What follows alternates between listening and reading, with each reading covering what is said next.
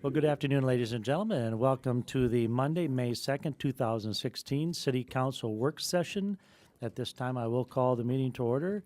And the first thing on the agenda tonight, and only thing on the agenda tonight, is the discussion on the Stony Point development. I will tell you what I've kind of got a goal for this evening, just so everybody is kind of on the same page. I would like to see us come to some type of a conclusion on water quantity and quality. That's really the goal that I would like to see happen tonight. I don't know if it's possible or not, but that's what we're going to kind of shoot for. And I know that we've had numerous discussions with all three engineering firms that Shane's been working with, and hopefully everybody is working together. I think they have been. So Shane, I want to turn it over to you, and we'll get started. Okay, thank you, Mayor. Following the last council meeting where we did get the directive to kind of see if we could have a meeting of the minds and get things together, we first requested that the modeling be run by Austin Engineering on behalf of the developer, and they were willing to do that, and we got that information about midweek last week, and then I distributed that to each of the parties that was asked to be part of the review. And based on that, we set up a telephone conference call on Friday and afternoon. And so we held our meeting via the telephone, but all parties were present. SEH was represented, Austin Engineering, myself, and Respec in our respective locations. But we did solidify a few points. There's probably a few things still left to be answered.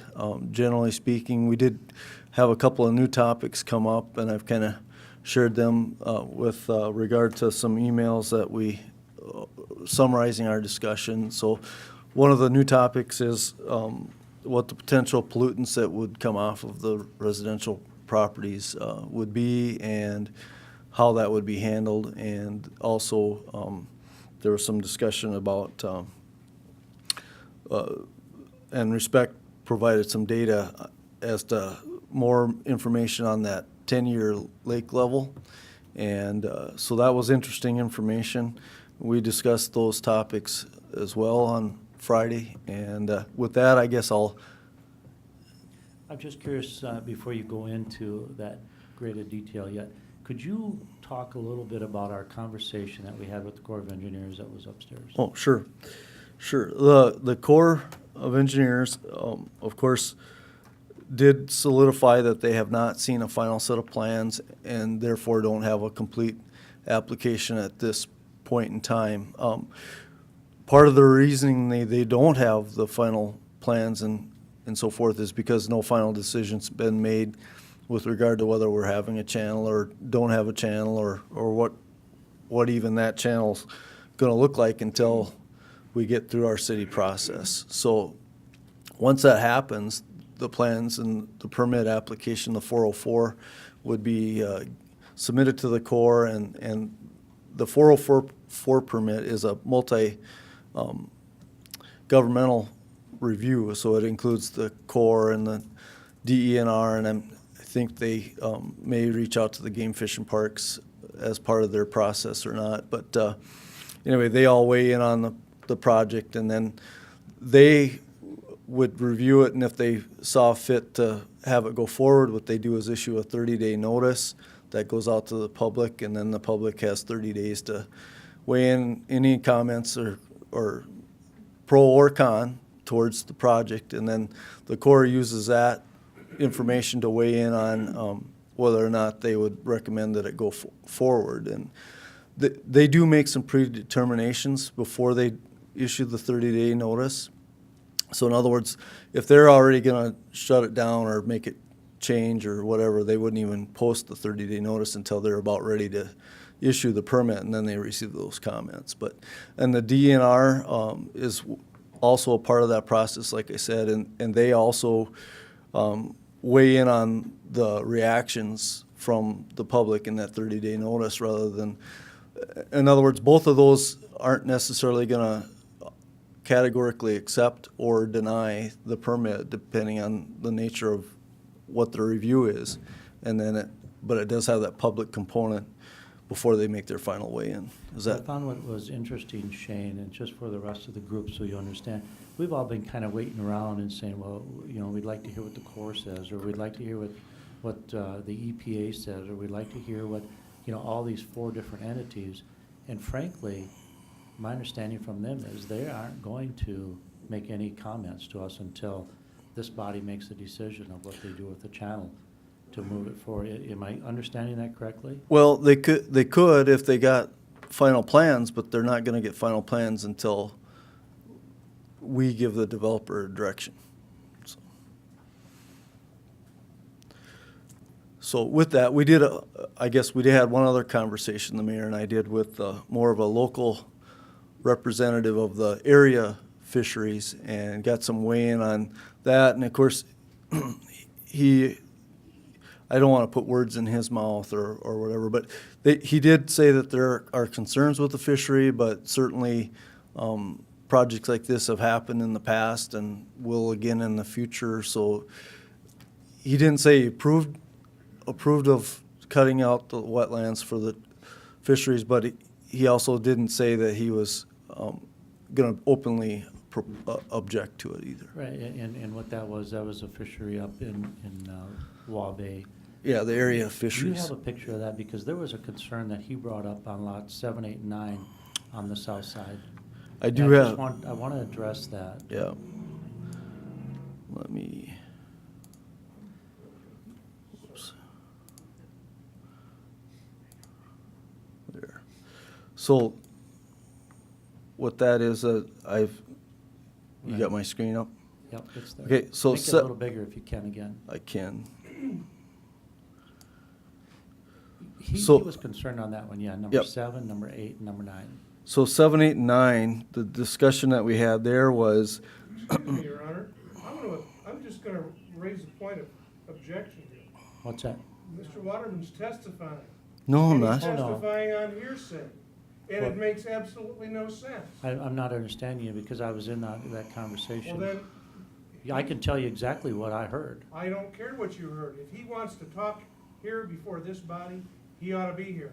But to cite somebody unnamed this and is, give testimony as to what he thinks is flat-ass wrong. Well, this is not a court of law, John, so it's just a working session, but I do want to tell you, and I'm going to be short on this, 7, 8, and 9, he's concerned that they want to go into that lake. They want to kill the rushes. That's what was his concern, and it's a viable concern, I think. So that's what we heard. Right, yep, and we would have to acknowledge that concern and try to address it through this conversation as well, so. Yeah, and I don't know, John, if he'd ever come down here and talk about it. I don't care if he does or not.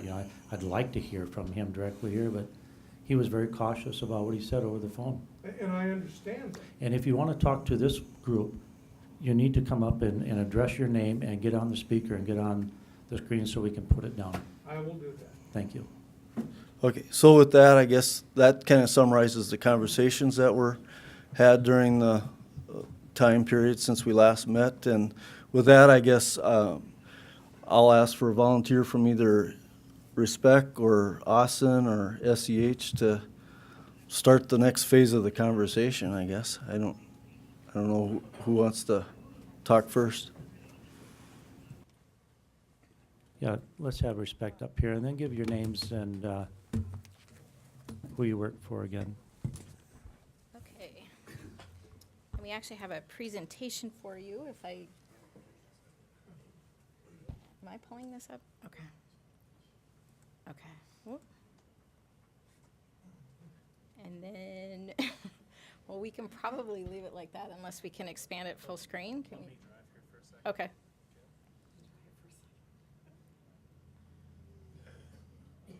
So while he's getting that set up, just for the record, my name is Julie Blackburn, and I work for RESPEC. And I'm Pete Rausch, work for RESPEC as a water resources engineer. And we are here with our client, the Lake Campesca Water Project District. And what we're going to do is take a look at some of the issues regarding Lake Campesca, the current water quality, fisheries, channel wetlands, et cetera. as well as potential impacts of this development. Ooh, it's not exactly what I wanted it to do. Oh, okay. Sorry, just trying to figure out your technology here. So first off, you know, I've gotten pretty familiar with your zoning ordinances, your comprehensive plan, various planning tools that you have in place. And looking at your comprehensive plan, you do have an environmental goal, environmental protection goal, which I think is very important to consider during all of these conversations. And while it is lengthy, I think that there's some important points to indicate here, which is to avoid development in areas that are environmentally fragile and unique. Lake Campesca certainly is, we'll talk about in just a minute, fragile, and it is unique. It is a natural lake in this area. And along with the strategies that go along with that environmental goal, this is kind of weird. It's hard to see the whole thing, but the city shall strive to protect surface and groundwater, especially in those areas where designated wellhead and shallow aquifer protection areas exist. And the last strategy you have here is soil erosion and downstream sedimentation shall be minimized through appropriate design. And along with that, linking your comprehensive plan and those goal statements to how actually these are applied. You do have your BMP manual. Well, and in your manual, you state that changing the natural drainage way locations will not be approved unless such change is shown to protect against unreasonable hazard and liability substantiated through thorough analysis. Pete will show you a thorough analysis on the water quality impacts to this lake in just a few minutes. Also, the general criteria 7 includes that planning and design of drainage systems shall be such that problems are not transferred from one location to another. Those are important points. Again, they're tools that you already have at your disposal for considering these types of developments. So as far as a summary of lake water quality in Lake Campesca, you have very excessive nutrients in this lake. Excessive nutrients, very low nitrogen compared to phosphorus. What that means is that you have conditions in this lake that are very favorable to cyanobacteria blooms, or otherwise called algae blooms, blue-green algae blooms. Whenever you don't have a lot of nitrogen in your water, but an overabundance of phosphorus, those kind of bacteria can actually fix nitrogen from the atmosphere, and so there's a preferential tendency to get cyanobacteria. And actually, in the we received a bunch of data from the Upper Big Sioux project, and you do have on multiple occasions rather high levels of cyanobacteria. The problem with cyanobacteria is it does produce toxins. In fact, one of the first documented cases of toxins that have resulted in environmental harm was on Big Stone Lake in South Dakota, where cattle were killed because of cyanobacteria toxins. You do have a rather low level of suspended solids. Water color has been green on several occasions. You have a ratio of dissolved to total phosphorus about 90%. That is extremely high and something we would equate to wastewater effluent. As far as your ecoregion standards, what we have here are the temperate plain standards, chlorophyll A, which unfortunately there are no samples that we could find in the sampling record that gives us high quality data that's reviewable for chlorophyll A. Your total phosphorus is many, many times over that which would be a water quality standard, and your total nitrogen is pretty close to that level. We did. Can I ask you a quick question? Yeah. The standards that you're relating to come from where? The DENR. Okay. And where is the data that you're speaking to So coming from? That's a great question. Thank you so much. The data that we're talking about right now is data that was received from the Upper Big Sioux project. I did request data from the DENR, and they sent it to me at 3:10 p.m. today, so I haven't been able to put that together yet. What I do have, and this will be shared with you after, is we wrote up a summary of all of this information. It will be provided to you, a more in-depth analysis.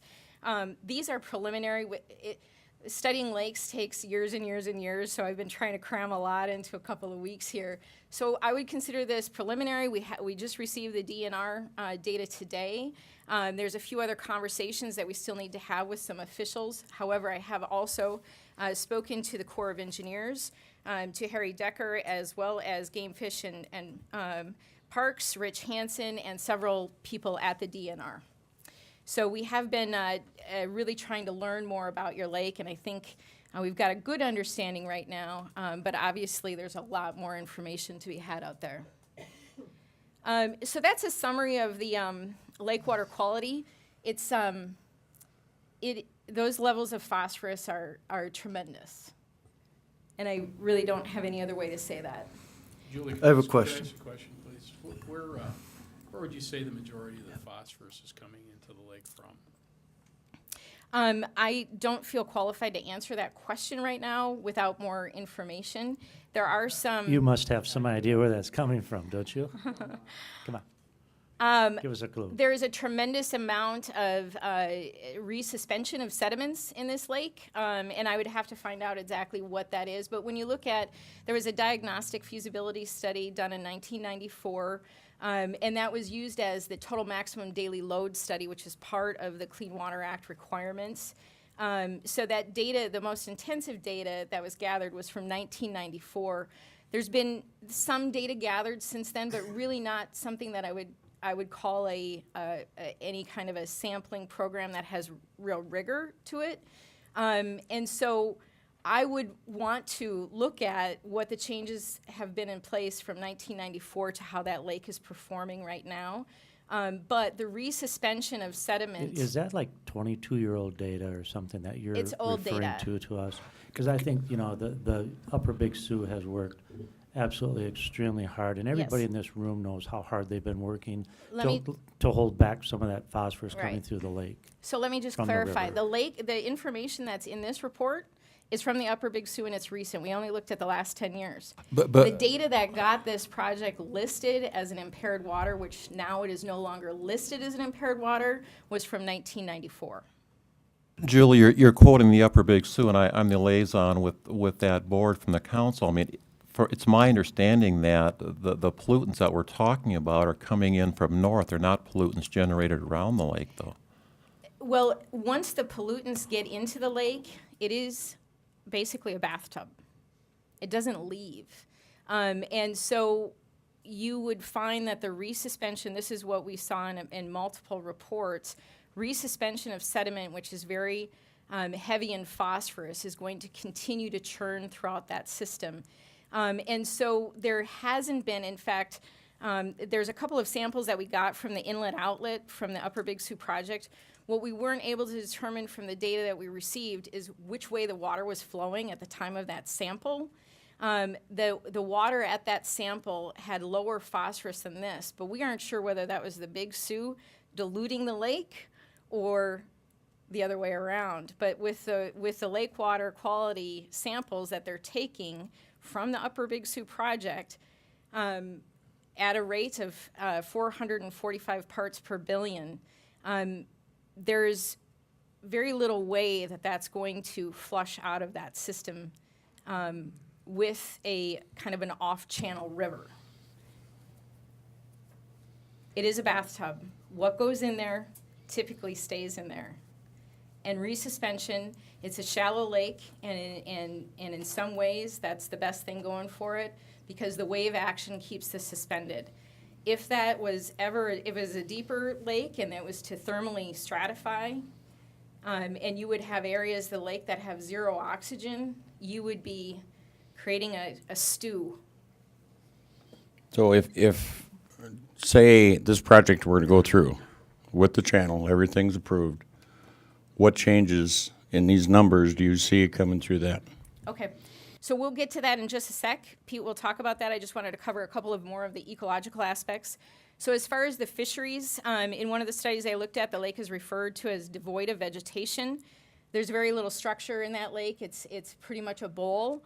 There has been noted in the Game Fish and Parks surveys, fish surveys, creel surveys, that there is lack of suitable habitat for bluegill, northern pike, and yellow perch. These are the type of species that desire shallow, densely vegetated littoral or those shallow areas. And this area where this development would be going in, and particularly that channel, is one of the very few remaining areas that have that specific habitat. Before you go on, can I ask, you mentioned something here just a little bit ago that the lake, I can't remember your terminology that you used, but the lake was classified as such, but Impaired. impaired. So, but it's no longer classified as impaired? Yeah. And when did that occur, and how does that occur? I'm going to just introduce it and then Pete will add. So trying to cover the record has been a little bit interesting. In 1994, in that study, it was declared impaired. Right now, it is listed as fully supporting of all of the designated uses or beneficial uses, including drinking water. But the standard had changed recently, and Pete can talk about that. Yeah, that's, it was back in, well, prior to 2005, there was a particular method for classifying these lakes. It's Trophic State Index, and it takes into account several parameters, including phosphorus, chlorophyll A, Second depth. and Secchi depth, which is basically water clarity. In 2005, the DENR reviewed the standard and changed it. They eliminated consideration of phosphorus in that TSI determination. So it's not that the water quality of the lake changed, it's that the standard changed. And that's kind of why it's no longer listed as impaired. And Julie she's been digging more into that. They want to put more emphasis on chlorophyll A in that standard, but right now there's kind of a lack of that data. Chlorophyll A would be, well, Julie's better. So chlorophyll A would be chlorophyll of any typically an algae, which would be an indicator of poor water quality. The more chlorophyll you have, the poorer water quality. Now, it is very interesting to know that cyanobacteria have the least amount of chlorophyll A of any of the other types of algae. In fact, it isn't an algae, it's bacteria. But they're classified as that because it's got the ability to basically take sunlight and convert it into energy through chlorophyll. So that's the new standard, but there's not really data right now for this lake that would match up with that. And additionally, the data that we have seems odd. The low levels of chlorophyll that they have found on the one open water sample that we saw, which was August 19th. I can't remember exactly the date, but there were very low numbers at that time, but there's a number of different things that can influence those chlorophyll A numbers. So one sample does not equate the status of a lake, and it really needs a lot more rigorous sampling program. So as far as the fisheries, again, this is that one area that really, you see as the habitat for those kinds of species. Fish are typically a regulator of the ecology of a lake system. And one of the things that was interesting about the information I found is that some of the larger fish, like walleyes, they're piscivorous fish, which means fish that eat fish. But in this lake, most of those piscivorous fish are actually eating other kinds of invertebrates. And so it makes me question what their food sources are, or the lack of ability to find good food sources. So as far as the channel impacts, by putting in this channel, you essentially increase the number of lots with lake access from 4 to 13. And what that is it really is greatly increases the ecological footprint on that resource than if you were just to do a typical first-tier development. You're essentially extending to second-tier development. The excavation eliminates a portion of the remaining habitat of that area, and it completely eliminates one public wetland. And I want to make sure folks understand that the Corps of Engineers has stated that they do not have, that the wetland, that isolated wetland where the channel goes through, is non-jurisdictional. So they've already said that they don't have jurisdiction over that. However, when I said, well, that's interesting because according to the most recent lawsuits and statements about the 404 permits, if you can substantially, or if there's a substantial nexus between what is thought to be an isolated wetland and its adjacent water body, it's actually an adjacent wetland, which would provide it to be considered jurisdictional rather than non-jurisdictional. I mean, those are tricky things, but these share the same aquifer. They're in the same zone. They actually have the same ordinary high water level, and they're less than, I don't know, a couple hundred feet away from each other. And I said to the gentleman I talked to today, said, that seems like maybe there's an argument there for a substantial nexus. And he said, there is an argument for that. So the other thing is about the Corps of Engineers. They actually may not have unless they only permit if there is fill put into a wetland. So if there's a wetland removed, it doesn't trip a permit. When I talked to them about that, really I said, so who is the jurisdictional authority over that? And they said, really right now it would be the city.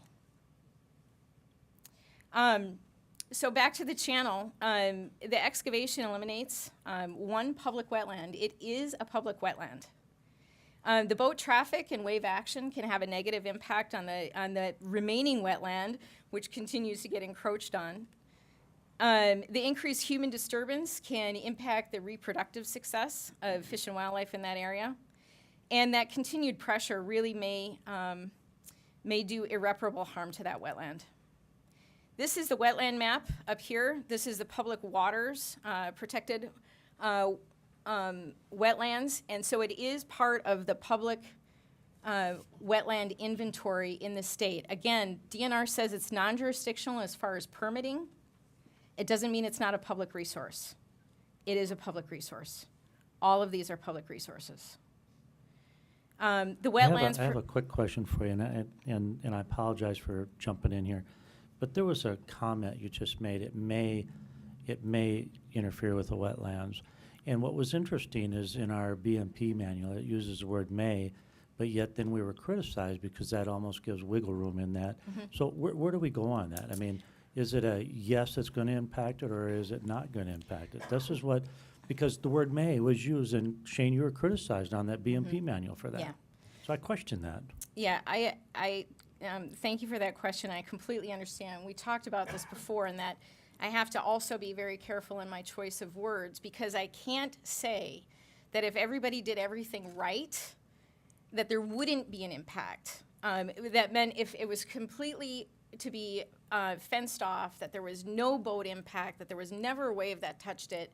However, there's always going to be an impact. So those words, that's why I said this will impact that isolated wetland, because that's definitive. It will be removed. The others are. And that's the .15 that you're talking about? Yes. Or, yes, you're Yes. talking about the .15. That will be removed with a Right. channel. But So- then that That's of course is definitive. mitigated to the south with the same amount, am I correct? Isn't that what we've been talking about, Shane?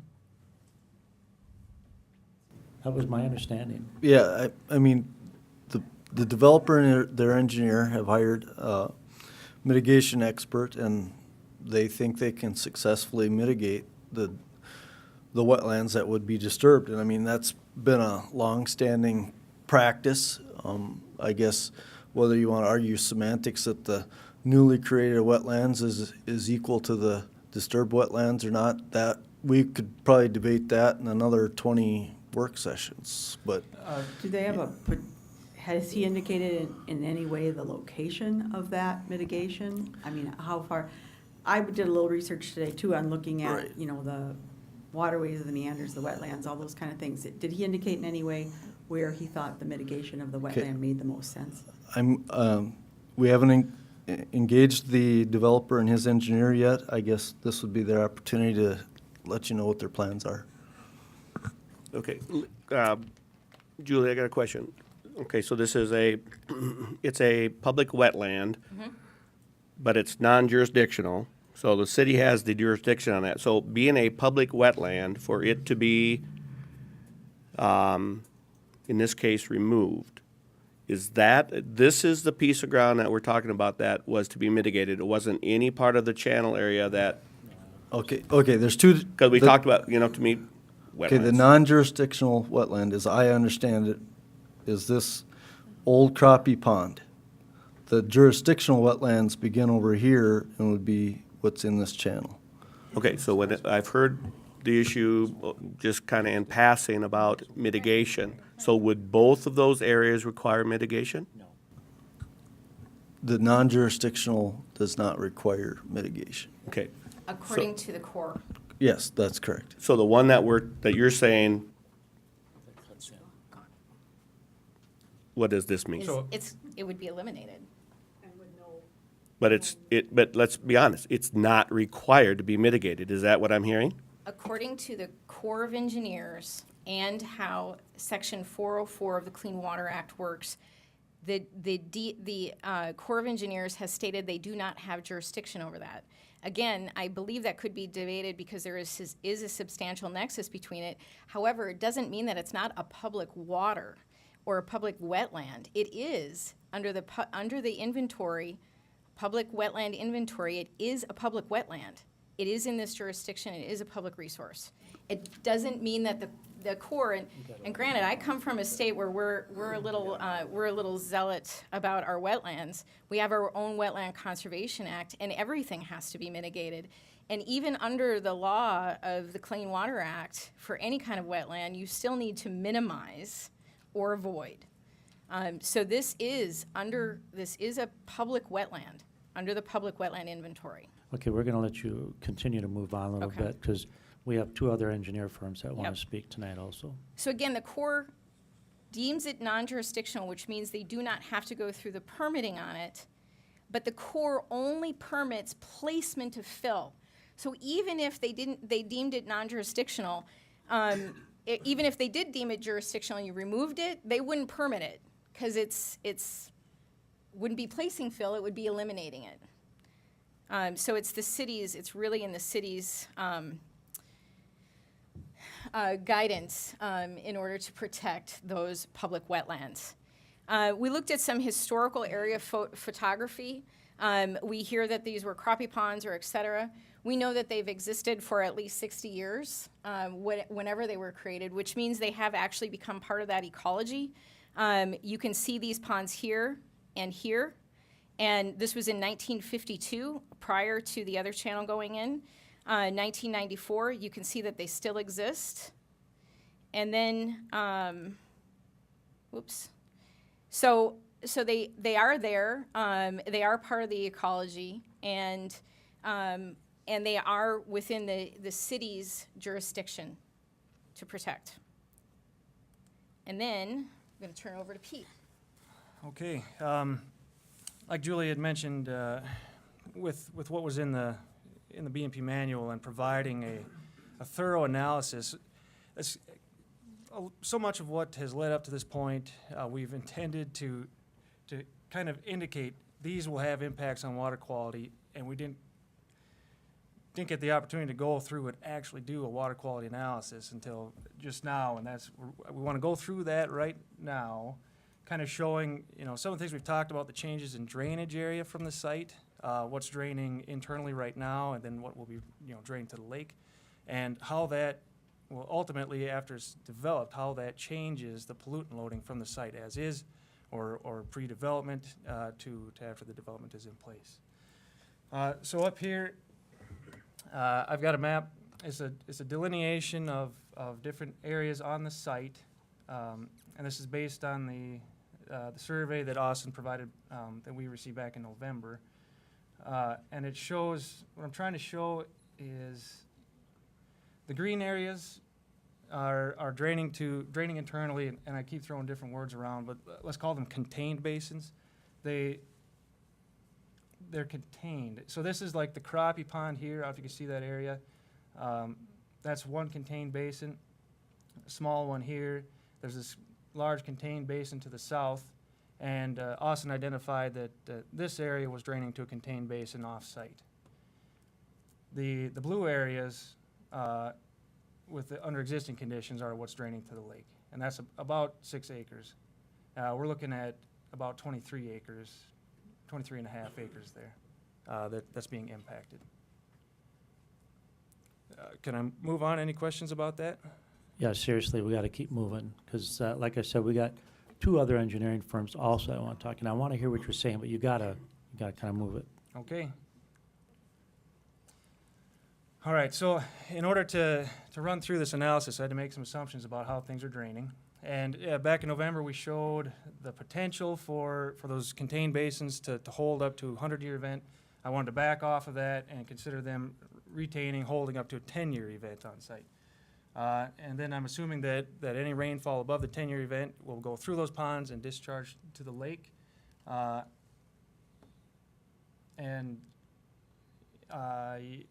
would be treated. Anything above the 100-year would not be treated. Post-development. This is from the latest plans from Austin. We've got everything is now going to be directed to the lake. Granted, Austin will be routing most of this through water quality BMPs and providing detention. And so some assumptions with this, looking at the water quality BMPs they're providing are called extended detention basins. Basically, they're dry until a storm happens. They fill up, and then they will drain out the water quality capture volume, which is about a 6/10 inch of rain event. They'll drain that out over 40 hours. And so their main method of removing pollutants is through settling. So I'm assuming that up to the water quality capture volume through that's being treated like by the EDBs, and then assuming that detention storage as it's planned, really there's very little attenuation, very slow, not much slowing of that water through there. So there's not much time provided for settling of pollutants, and ultimately the removal will be negligible. Peter, you mentioned a 10-year event. That's right. What does that equate to in regards to water versus this 6/10 that you're referring to here? It's about 3.5 inches, if I remember right.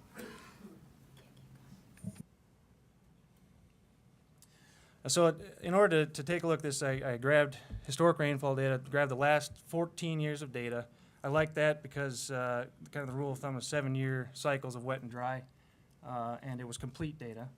I wanted to look at, basically I wanted to model that rainfall over the site to understand, if as an example, what would happen. And I'm only looking at April through October, so really I'm not accounting for any snow melt events. And this data was taken from the airport. Now I broke that rainfall up, kind of as I talked about the assumptions about how it would go through the site and the drainage area as is existing and proposed. And after doing that, then I've got a volume of runoff, pre and post development, that's going to the lake. So that part of it, provided the change in volume, and then we need to look at the water quality. This information, it's the average concentration of stormwater runoff, and these values were reported by the EPA in a report they had put out. And they provided data for undeveloped and for residential. I used undeveloped for pre-developed conditions and residential for the post-development conditions. You can see the difference. So these are concentrations of pollutants. TSS is suspended sediment.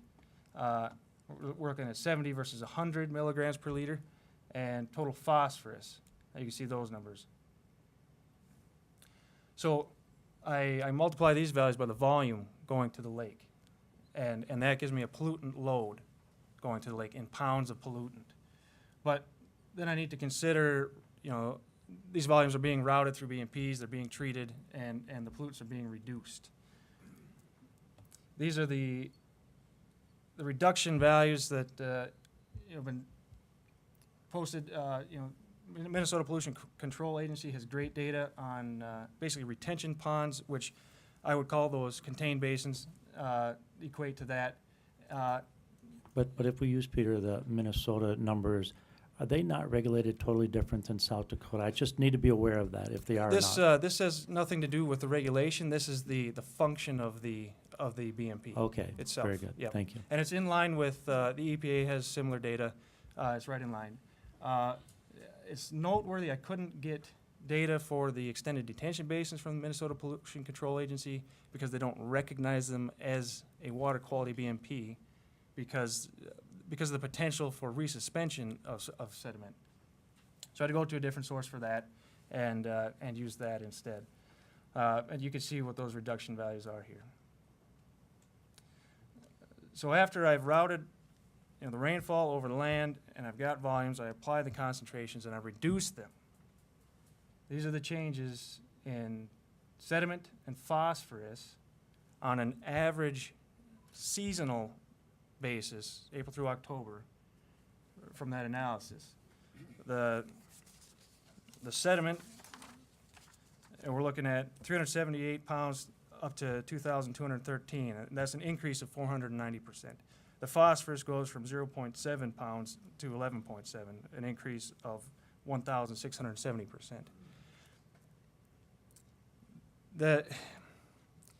This is definitely unique to this development in that it's not only developing an increase in the pollutants on the land, but they're also changing where those pollutants are going. So bearing in mind, this is the increase in pollutant loading to the lake as proposed. Can I ask you a question? Yeah. When you're talking about pollutants going into the lake, what percentage of the runoff, of all the runoff that would be produced in this area, are you considering to be a pollutant?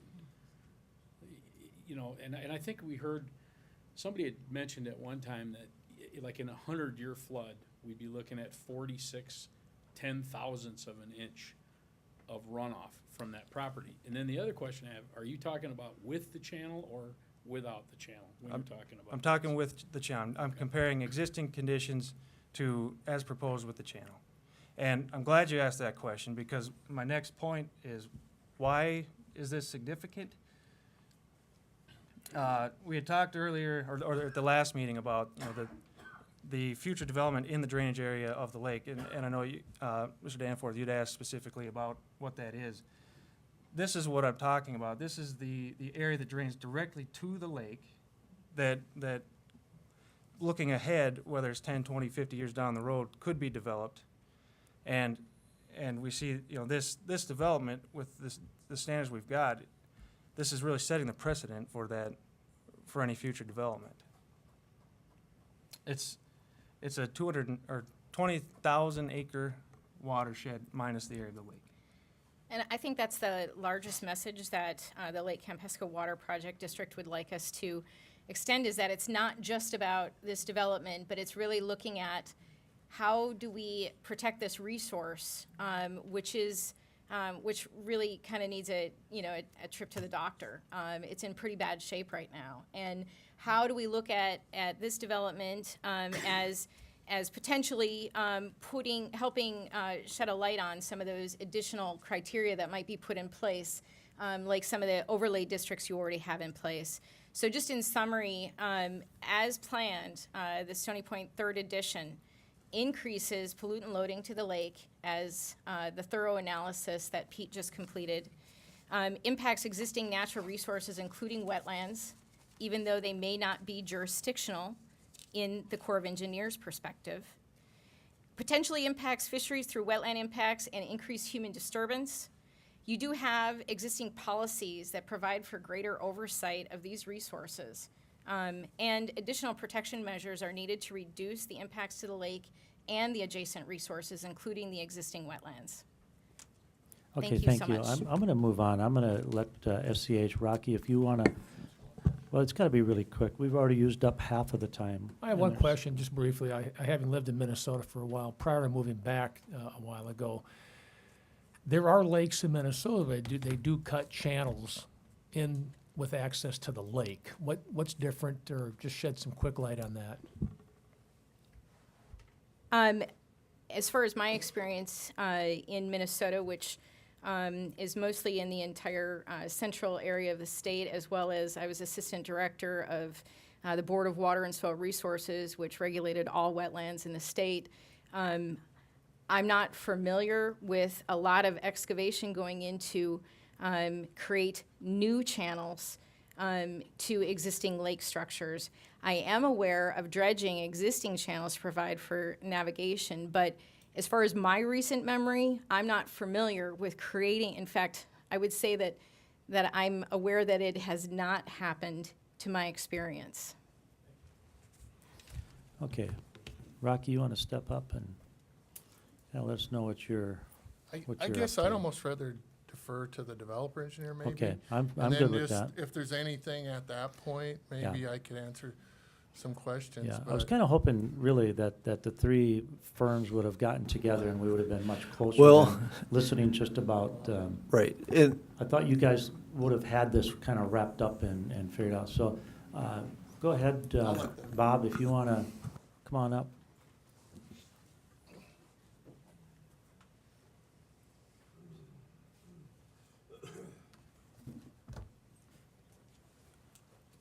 Good evening, I'm Rory King. I'm Bob's attorney from Aberdeen.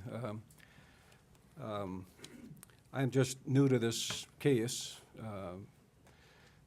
and basically, I was really surprised by the presentation tonight because you know we have no preparation for addressing the issues that they brought up here in this, and I've seen, I think, 2 reports from Respec, and none of it addresses pollution that I've seen, water quality, the fisheries issue that they raised this evening, and on the evening of the vote, the evening before you folks are going to vote on the Planning Commission's recommendation, we get this thrown into our laps. I would say this too, Mr. Mayor, that you know, your own staff has indicated that this isn't your function, that there really is not in your plan, your ordinances, the criteria that allows you to evaluate this material and to turn down this project. I think your function is much more narrow than to look at stuff that really a GFP would look at, or that the Corps would look at, or DNR would look at to see the effect on fisheries and the effect on pollution and analyze all those extensive issues. That's, in my opinion, not your function. Yeah, and I might just mention, Roy, that this is a non-voting body here tonight, so that it's only, it's just getting information within itself, so we're not voting. And yes, that was a whole lot of information that was put out here. And I don't know, Shane, if you've seen any of that as our engineering? I did not. Our discussion on that was very brief last Friday. Right. So I guess my question, Rod, to you, you know, you've been working on this thing for 2 years, and I know that you're talking about changing the height of the holding ponds. Am I correct in that? I think that was one of your discussions through SEH and you guys, and Respect, that it wasn't at the low side of the. Help me on this one, Shane. What am I looking for? The 10-year or the high water mark? Okay. You're going to raise them a foot. Our, Am I correct? our main goals going out of the last work session was to review and identify what impacts. Rod was going to remodel the watersheds to see how his water quality and water storage facilities matched up to the BMP manual based on the comments made by Respec. Right, So so my that- question to you guys, you know, since you all worked together on this, did you guys come up with an answer for quantity? I believe we made great strides toward that. I guess I'd have to ask Respec if they agreed completely with the Austin remodel. The opening part of our conversation last Friday was that they were much impressed with the new models that were provided by Austin. Now, there were still some minor questions as far as the C values, and we discussed that a little bit at the last work session. Whether or not that needs to be tweaked a little bit or not is a minor discussion in this. Obviously, Respec has done a lot more work on what they see as water quality issues, and our BMP manual, quite frankly, isn't going to address the level of investigation that they are bringing light to. There was a question on the elevation of the bottom Rod, of the ponds. everybody here knows you, but you got to give us your name. Oh, and- excuse me. Thanks. Rod DeYoung with Austin Engineering. Sorry about that. Anyway, there was discussion last Friday about, he presented the chart to where if we raised the bottom pond elevations there was like 4 ponds that were affected, approximately 1 foot to get above a recurrence interval. And in visiting with the owner of the development, it was easy to accommodate that kind of a thing. And then the Rod, other thing is, Did you have to then expand the area, make them larger, if you brought them up that foot, in order to accomplish the same means? there's minor adjustments in the volume of the size, but it can be done within where they're located at. And by raising the pond elevations a little bit, basically everything goes up just a hair, because we got plenty of material to work with to do that with. So it really didn't change the size of them 4 affected ponds. The other remaining ponds were well above that elevation. So as far as tweaking, or as far as for the determining the runoff volumes, we can tweak that too as well. Rod, are you in agreement that the planned ponds that you're referring to will hold only up to 6/10 of an inch of rain? If I'm reading the previous two, that after the 6/10, then water would go directly into the lake versus being retained? That's apparently the point at which. That's not quite the right interpretation of that, is that when you design the ponds, you do it what we call the routing method. What I mean by that is, first of all, you design the ponds to hold the water quality volumes plus 20%. Then over and above that, you design the ponds to hold the 100-year event. But you got to keep in mind too, when the water runs in, you have an outlet structure to let the water out at the same time. So as water is coming in, it's flowing out, but not as fast as it come in. You look at pre-developed flows and size your pipes accordingly. Then I'm trying to understand Peter's reference to the contained ponds as they are today versus post-development and his use of the 6/10 of an inch.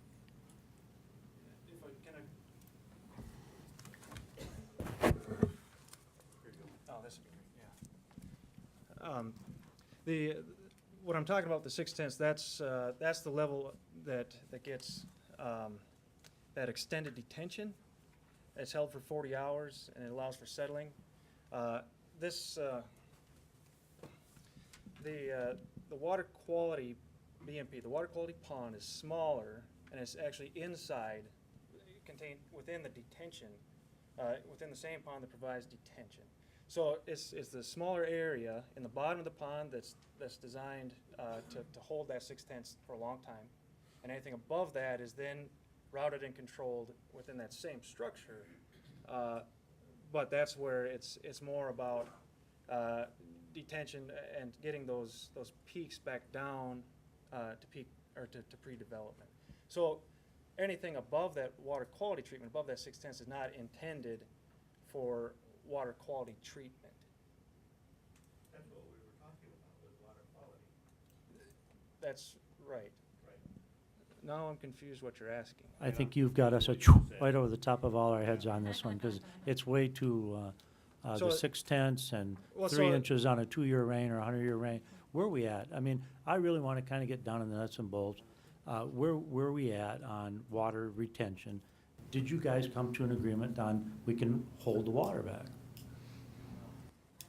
I think that's a fair question that we should ask all three engineers that worked on this thing. That's what we asked you to do.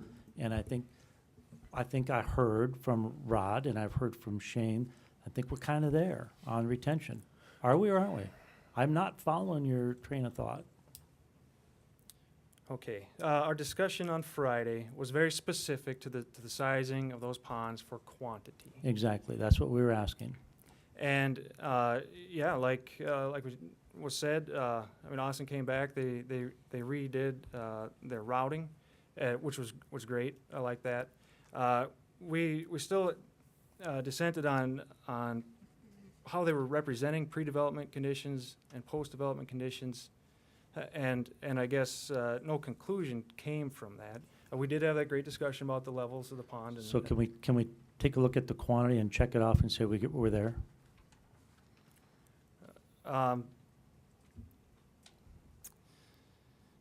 Well, did you look at any closer at the post-development conditions and that representing the commercial? Well, it was kind of unclear between what should we use there. You indicated a very high number for the runoff on a commercial development, where we had a lower number in that because we felt that that area was not going to be something like county fair parking lot.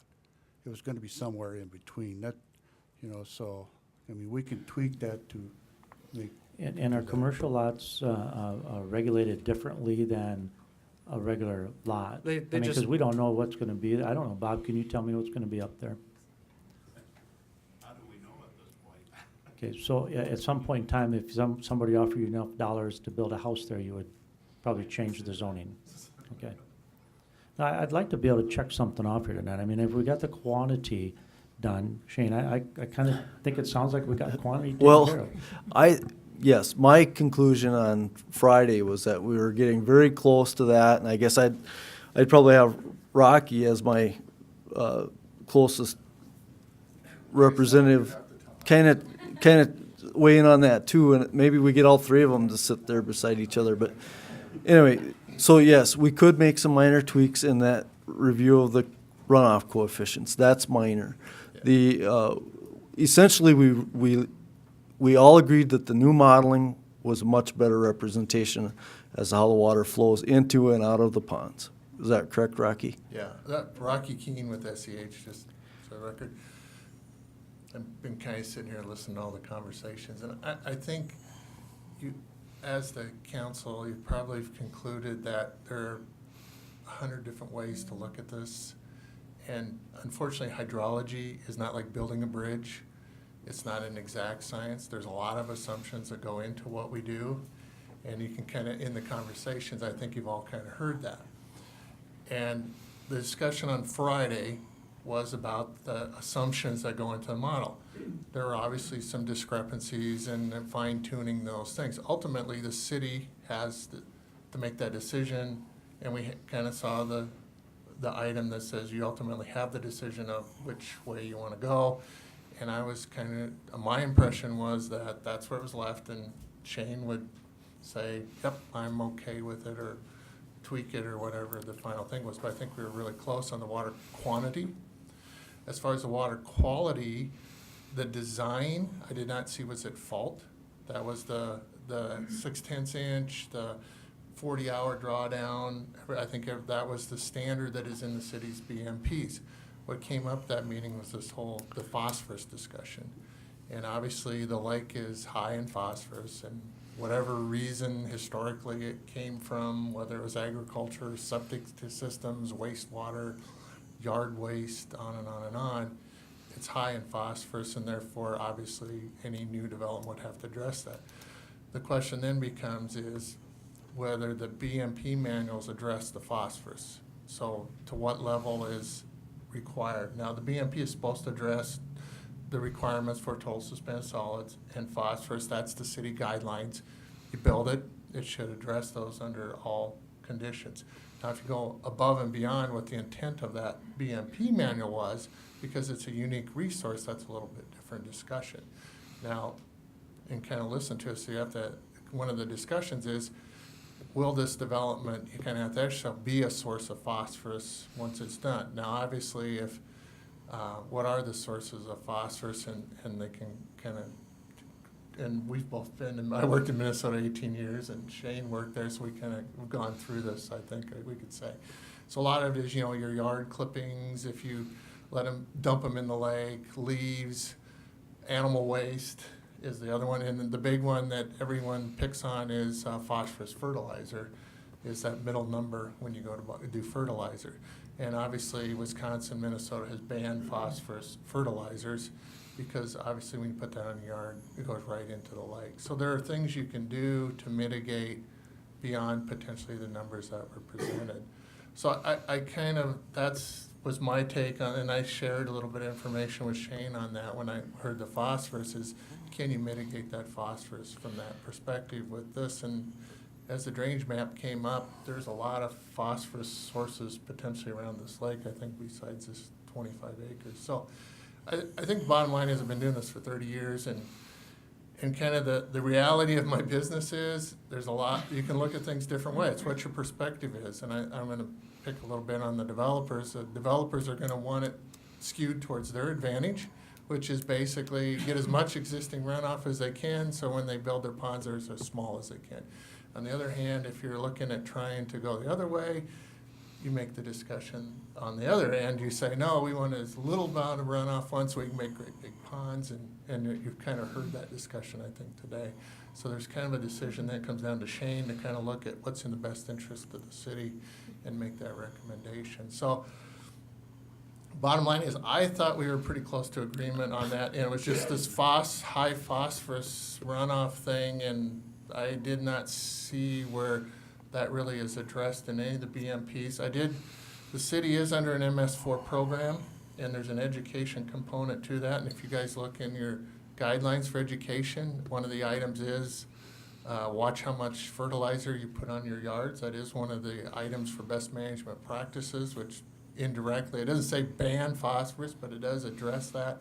It does address a lot of the phosphorus load things already as part of an education process for your community. So I guess part of it could be use this as an education process for the residents around the lake and say, hey, phosphorus is bad news, and think about that when you're doing your yard waste and all the other things. So, Bob, I was just wondering if you could answer, the question came up in one of our little meetings.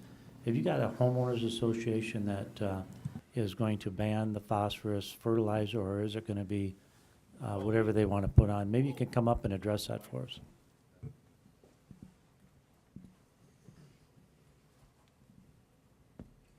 We'll have a homeowners association. I thought it was already banned around the lake because I know we don't use any phosphorus fertilizers, on our side, but we can sure put that in there. That's no big deal, It's hard to even find phosphorus fertilizer as far as like Scott's and that type of thing anyway, so. Perfect. You guys got some questions for Bob? I mean, since you got him here, we've had Respect up here, we have SCH up here, we've got Austin Engineering up here. I really think we did just check mark off the quantity. I would like to find out if we are close to checking off the quality on this particular instance. And what are you guys thinking? Well, Mayor, I got a question for Bob, but before we assume that they are all in agreement in quantity, to me, it seems like a very yes or no question at this point, and we have not gotten that. No, but when I say We have not gotten a yes or no. But when I said, can we check off the quantity, I haven't heard anybody jump up and say no. Right, And but I when you haven't heard asked the anybody jump question, up you and didn't say- hear yes, and I would like to No. hear a yes or a no from Exactly. Respect. I would have thought that that would have been answered.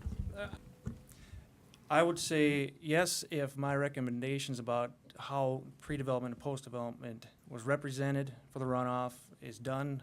I would say yes, and we had great discussion about that. They know what I'm asking for, and it's within the guidelines of the manual. So with that, I would say yes if they can do that. Okay, I'm going to ask you a question on that. This is quantity. So my question to you is, if I take what you're requesting or requiring, and I take what Austin did, are both of those levels within the parameters that could be used in the calculations of these, the water volumes?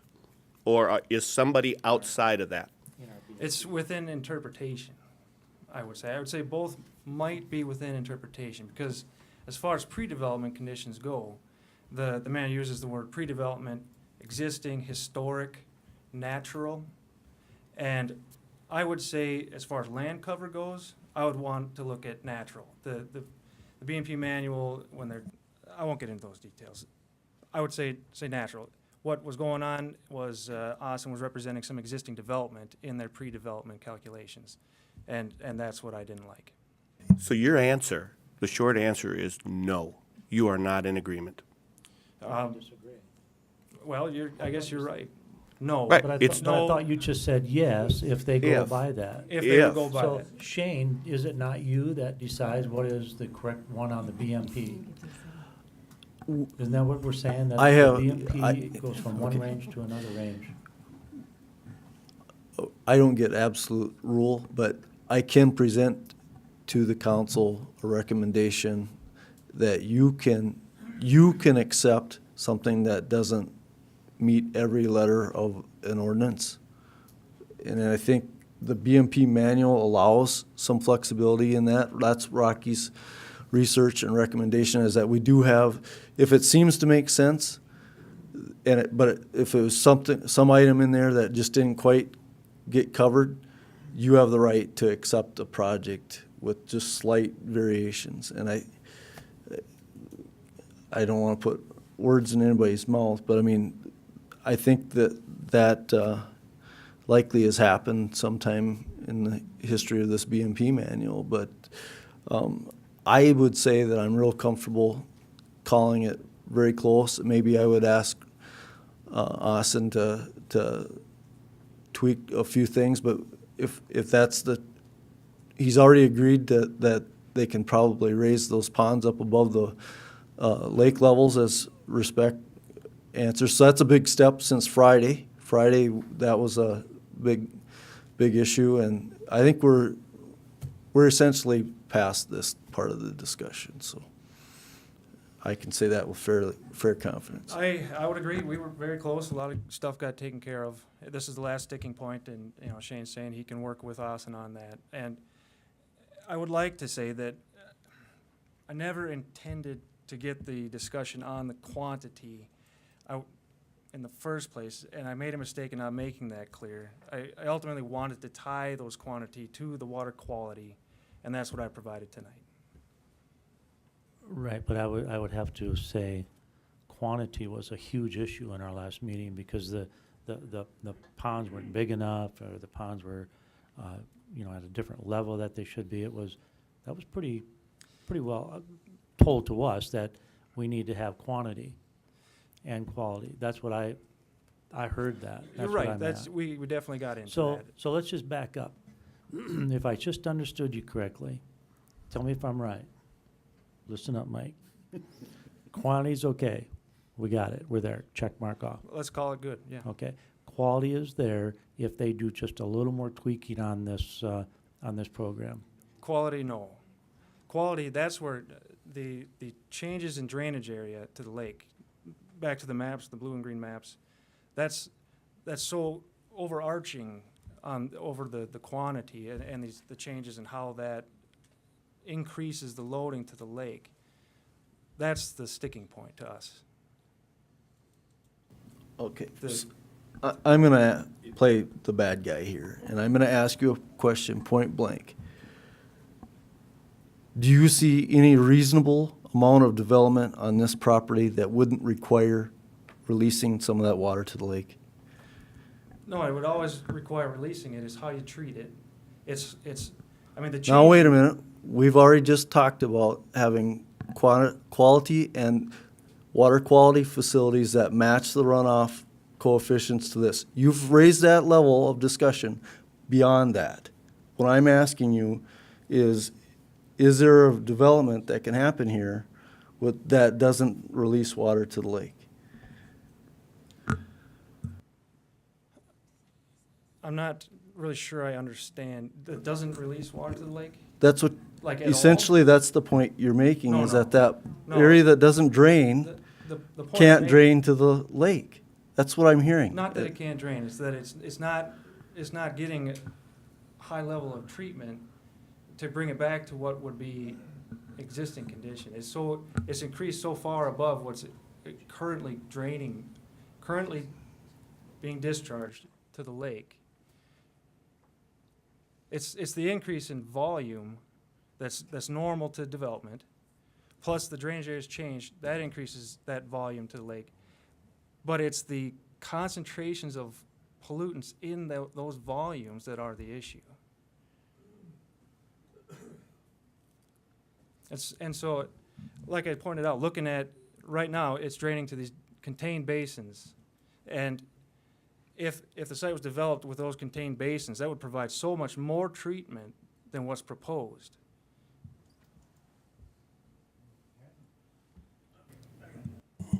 God, I'm getting a headache. Does this all go away if there's no channel? And explain how that could be. I would have to defer to my client on that. Mike, Because Because the water ultimately, channel or no channel, then the same amount of water is gonna come down and go in, correct? Into the lake at some point. With the existing or the planned retention areas, right? At some point, it's gonna get into the lake, all this water. It's gotta go somewhere, sir, right? That's partially true. I'm sorry this gets complicated, but it's that so much of it is contained when it runs off and it goes to these contained basins and stays there versus, and the level that stays there. Okay. The ponds are the same as they're designed right now. Okay, they're only gonna hold so much water. At some point, it's gotta leave those ponds, is that correct? That's right, but even there, Where does it go when it leaves the ponds? evaporation, transpiration. Where does it go when it leaves the ponds while it's running? Let's not talk about evaporation, that's a longer process. It Where is. does it go So when if it they were leaves the still low, ponds? yeah, yes, It goes exactly. in the lake. It does. Yeah. Okay. Once it goes in the lake, does it not have the same effect on the lake quality-wise, whether there is a pond or a channel or no channel? Does it, yes or no? No. No. It's Okay, different. why not? Because you gotta look at an average annual, average seasonal loading basis. And that's what I presented at the end was average seasonal basis is so much different. It gets so specific to any specific event as how much goes out, would be released from the existing ponds. And where the water level's at before it rains. Really, you can get into a complicated analysis of a water balance with one of those ponds. But basically, yeah, the difference is in how much is contained and stays there on an average annual basis versus what's discharged to the lake. So this is where you were talking about the pre versus post-development That's right. look of the water and how long it stays there, how it is removed from, pollutants are removed from it and back into the water. So what you're saying is that right now, if it goes into those pre-development ponds or existing holes, it has enough time to filter itself or do whatever things it's gonna do. If we build on top of that or around it, or change that pre-development, I'm just gonna call it a hole in the ground, now we're talking about holding the pollutants in longer, and then there's more water, poorer water quality going into the lake when the quantity rises. Am I summarizing that? I think I got you, and I think that was right, yeah. Mr. Bob, Mayor. is there something you wanted to say? Yeah, could you put that map up that showed the whole lake area? Not this one, the whole water district, drainage The basin. watershed, yeah. Dude, yeah.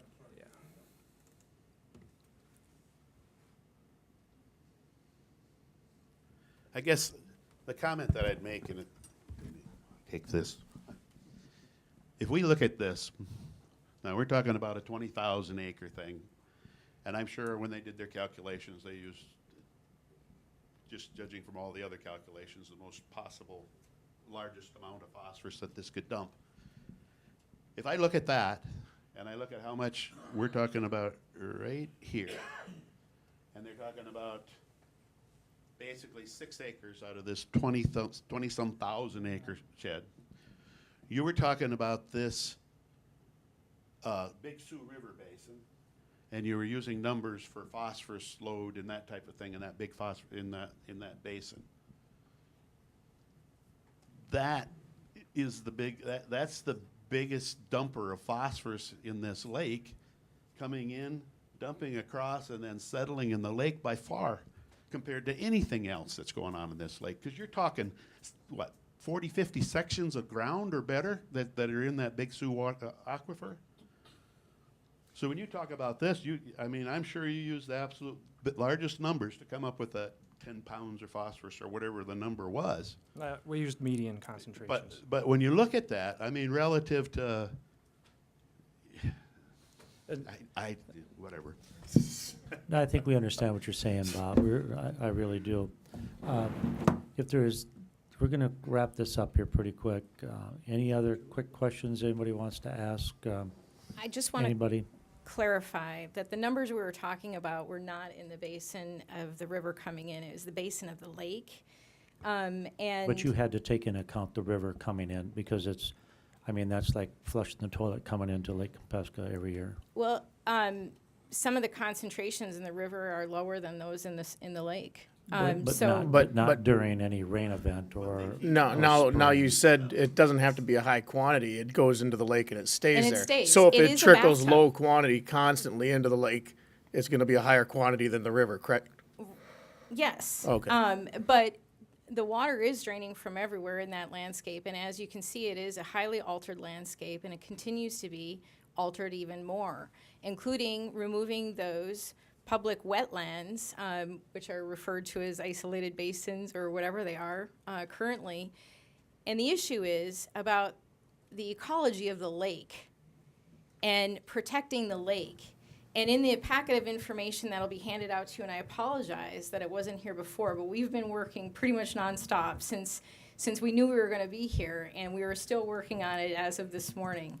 But in that information, you'll see the evaluation of property values per foot of water clarity and how important it is to this city and any jurisdiction that has a public water resource on it like this. And so it's not about this development. It is about starting to really take responsibility for the stewardship of this lake. And there is a lot of other area there. Yeah, And but that it- should but be it is considered about- as well. But it is about this development as we have to look at it Those right are now. your decisions, Yeah. It absolutely. is That's about within this, your realm. with- And without a doubt. what we were trying to do is talk about the importance of this lake. Yeah, and frankly, I think every one of us understand this lake is important to us, or we wouldn't be putting this kind of time and effort into it. Julie, I got a question for you. Is it Julie? It's not Julie, is it? Julie, Oh, yeah. I'm sorry. Oh, it is Julie. Thanks, Dave. Nice. The 20 acres approximately that I referred to here versus the 20,000, that's the 1/1000ths, right? So are you saying if I go and I look through this whole area that is outlined as the watershed area coming into the lake, would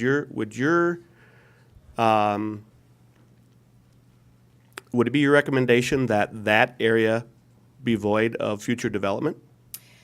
No, I am not against development. I'm not against anything like that. I think what needs to be done, and this is in the recommendations you'll see, is that you do have multiple tools at your disposal, including you already have overlay districts for the aquifer. You have overlay districts for various things like that.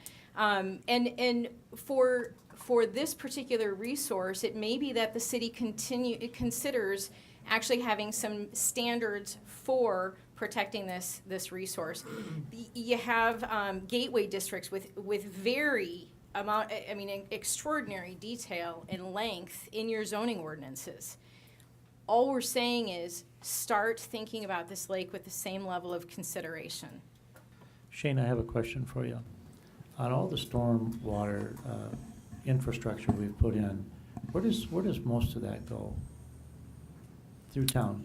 The west side of town goes splashing into into the Big Sioux. doesn't it? Actually, a majority of the current city development and stormwater structures either enter the Big Sioux River directly, Roby Creek, Willow Creek are the primary three drainage basins within the proper portion of the city.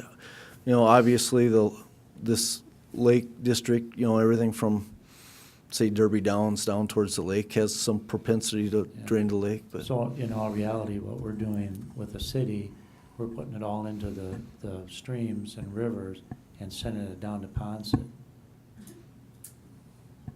Kind of true, isn't it? They could argue Yeah. that. Yeah, that's terrible. I guess, thanks for letting me chime in last, but actually I wanted to ask, Rocky, do you have anything to add to the conversation for parting comments, and then I'll go from there. I guess the bottom line to me, I was hired to review this project from the context of the best management project, the current city standards. So adding new standards was not part of my direction. So as my professional opinion is that if we go totally by the standards, the city standards, with some discretion on the city's part to do something, this development would meet those standards. Now, if in the future you want to change some standards for specific issues, design standards, that's up to the city, and I think, Shane, we're going to have that conversation if we want to tweak some of these. But I was hired to review it from terms of the manual that you have today and your ordinances. And as far as I can tell, as long as you agree the water quantity and quality of it, it would meet those requirements. Now, to somebody, it may not be as stringent as they would like or whatever, but it is the city requirements that are on the books, and it does meet those. And I don't. Yep, that's exactly what my parting comments were going to be. It sounds like, I mean, we reached a conclusion on the quantity, or, you know, with some minor tweaks, maybe I'll still visit with the developer's engineer on some minor tweaking. We've raised the pond bottom elevations above the 10-year lake average, or whatever that elevation was in that handout I gave to you earlier. So with that, I'm going to ask Austin to provide us the new information on those minor tweaks. And I'm with Rocky. I think that once we reach that plateau, at least from a water quality and quantity standpoint, we've met the standard that we've set for any other development in the community that we've been currently administrating and reviewing. I won't say that the lake environment isn't unique, but I don't think we're equipped to necessarily raise the bar as high as the Lake Kempesca group and their engineer are requesting or suggesting, maybe is a better word. And I just don't know. I think Rocky and I are in agreement that we're real close to following the manual as it was intended for all practical purposes. Okay, thanks, Shane. So at this time, I'm going to adjourn this meeting, and we'll be back in about 6 minutes for the city council meeting. Are we ready? Yep, okay. Well, welcome, ladies and gentlemen, to the Monday, May 2nd, 2016 city council meeting. At this time, I will call the meeting to order, and I'll ask Jody Ingalls from Pastoral Care at Prairie Lakes Hospital to lead us in prayer.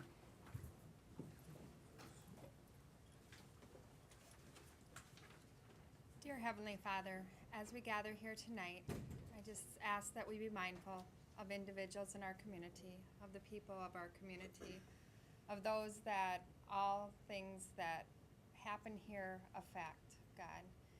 I had the opportunity to be with a beautiful lady today who was born and raised here and who left and came back. And what she come back to was the people that she knew and loved. So I just ask that as you make decisions for this community, and that you realize that it affects everybody, and that you take the wisdom from above and the wisdom from others and do what you can with it to make the best possible decisions. Thank you, God, for guidance, for love and protection, and for the people that serve here tonight. In Jesus' name we pray. Amen.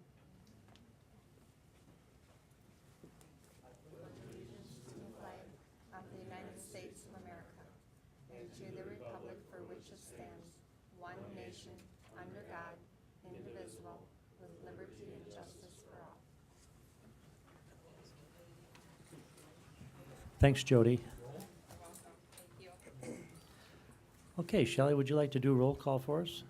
I would love to. Albertson. Here. Bueller. Danforth. Here? Manti. Riefenberger. Here. Roby. Here. Solom. Here. Thorson. Here. Tupper. Here. Billhauer. Here. Thank you. Thanks, Shell. Okay, number one, approval of the consent agenda. I will need a motion and a second for discussion. Motion by Beth, second by Randy. Any questions or changes on this? Yeah, can I ask one more question out of ignorance, because I'm still new to this group? We've got 4 or 5 different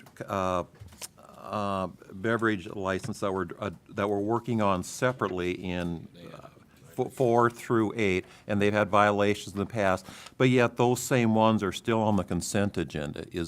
Is that correct? I mean, should they be on the consent agenda? Well, I didn't think they were. I thought that we were looking at the 4, 5, 6, 7. But We'll have, but they are part of the consent agenda. Oh. I did not notice that. I think we should probably remove those off the consent agenda, unless it's a different license, Shelley, would you, we can remove them off the consent agenda, because we are going to address each and every one of those. If they are, they shouldn't be there. Since we don't know for sure, why don't you just they change their think we'll- motion to say if there are any duplications, that they be removed Yeah. from the, I think on the motion, Beth, that you made, we'll change that so that approve the consent agenda and just make sure that the casinos 4, 5, 6, 7 would not be on there. I'll amend my motion then to approve the consent agenda with the removal of the duplicate casinos that will be discussed later in the agenda. Perfect. Second. Okay, and so we have a motion by Beth, second by Randy. Any other question? That's a good point, Glenn. Any other questions? Hearing none, I'll look for council action. All those in favor say aye. Aye. Opposed? Motion carried. Number 2, approval of the agenda. I'll look for a motion and a second for discussion. So move. Motion by Glenn, second by Bill. Any questions on that? Hearing none, I'll look for council action. All those in favor say aye. Aye. Opposed? Motion carried. Number 3, information on the Watertown Initiative to Prevent Sex Trafficking Grant and Awareness Efforts. Hi, welcome. Thank you. And thanks for being here. And then what we did, guys, we had kind of talked about having her on the work session, but we knew that was going to get kind of lengthy. So the floor is yours, if you will. Wonderful. So, let's see. Could I pass out? Absolutely. They'll see that, yeah. Good one, Beth. I like that. Yeah. All right, and I have other materials. Is this okay right here, or where would you like? Certainly. If you want to sit down, or if you want the microphone, you can grab a mic and you can walk around, do whatever you want. Sounds good. Yep. All right, my name is Jenna Moffitt, and I am previously a Comus. I grew up here in Watertown. I graduated in 2006 from the high school, and I am glad to be back here in Watertown. I am the outreach specialist for our Watertown Initiative to Prevent Sex Trafficking. It is a newer initiative. We started officially in September of 2015, and so we're about 7 months in. And it is a ministry of Mother of God Monastery. We are grant funded through a grant from Catholic Health Initiatives, and they have a initiative to prevent violence. It is a violence prevention fund that they give out grants all over the country to prevent violence, and that's something that is very dear to my heart because my master's is in public health, and so we are very big on prevention and prevention of disease, prevention of sickness, and then prevention of violence as well. And that's something that a lot of people don't realize that is that violence is preventable. And so I'm inspired by this lower right-hand painting that says violence is preventable, not inevitable. So that's something that we really are striving for with our initiative, is to prevent acts of violence from happening, and specifically sex trafficking, but we are definitely hoping to create a healthier place in our town overall. That's very dear to my heart, and I'm very passionate about it. Janet, Yes. is there any chance that we could have those guys put this up on the screen so everybody can see that? Yeah, let's give it a go. Oh, yeah. And then we'll zoom in Is on that that. better? There you go. All right, Thank so you. the lower right-hand corner, it says violence is preventable and not inevitable. And I was saying that was dear to my heart. I have 2 daughters here in town. One is almost 3 and one is almost 1. And so I am hoping that we can have a community and a safe city in which they can grow up in. And that sex trafficking really isn't even on the radar for them. So if we continue on,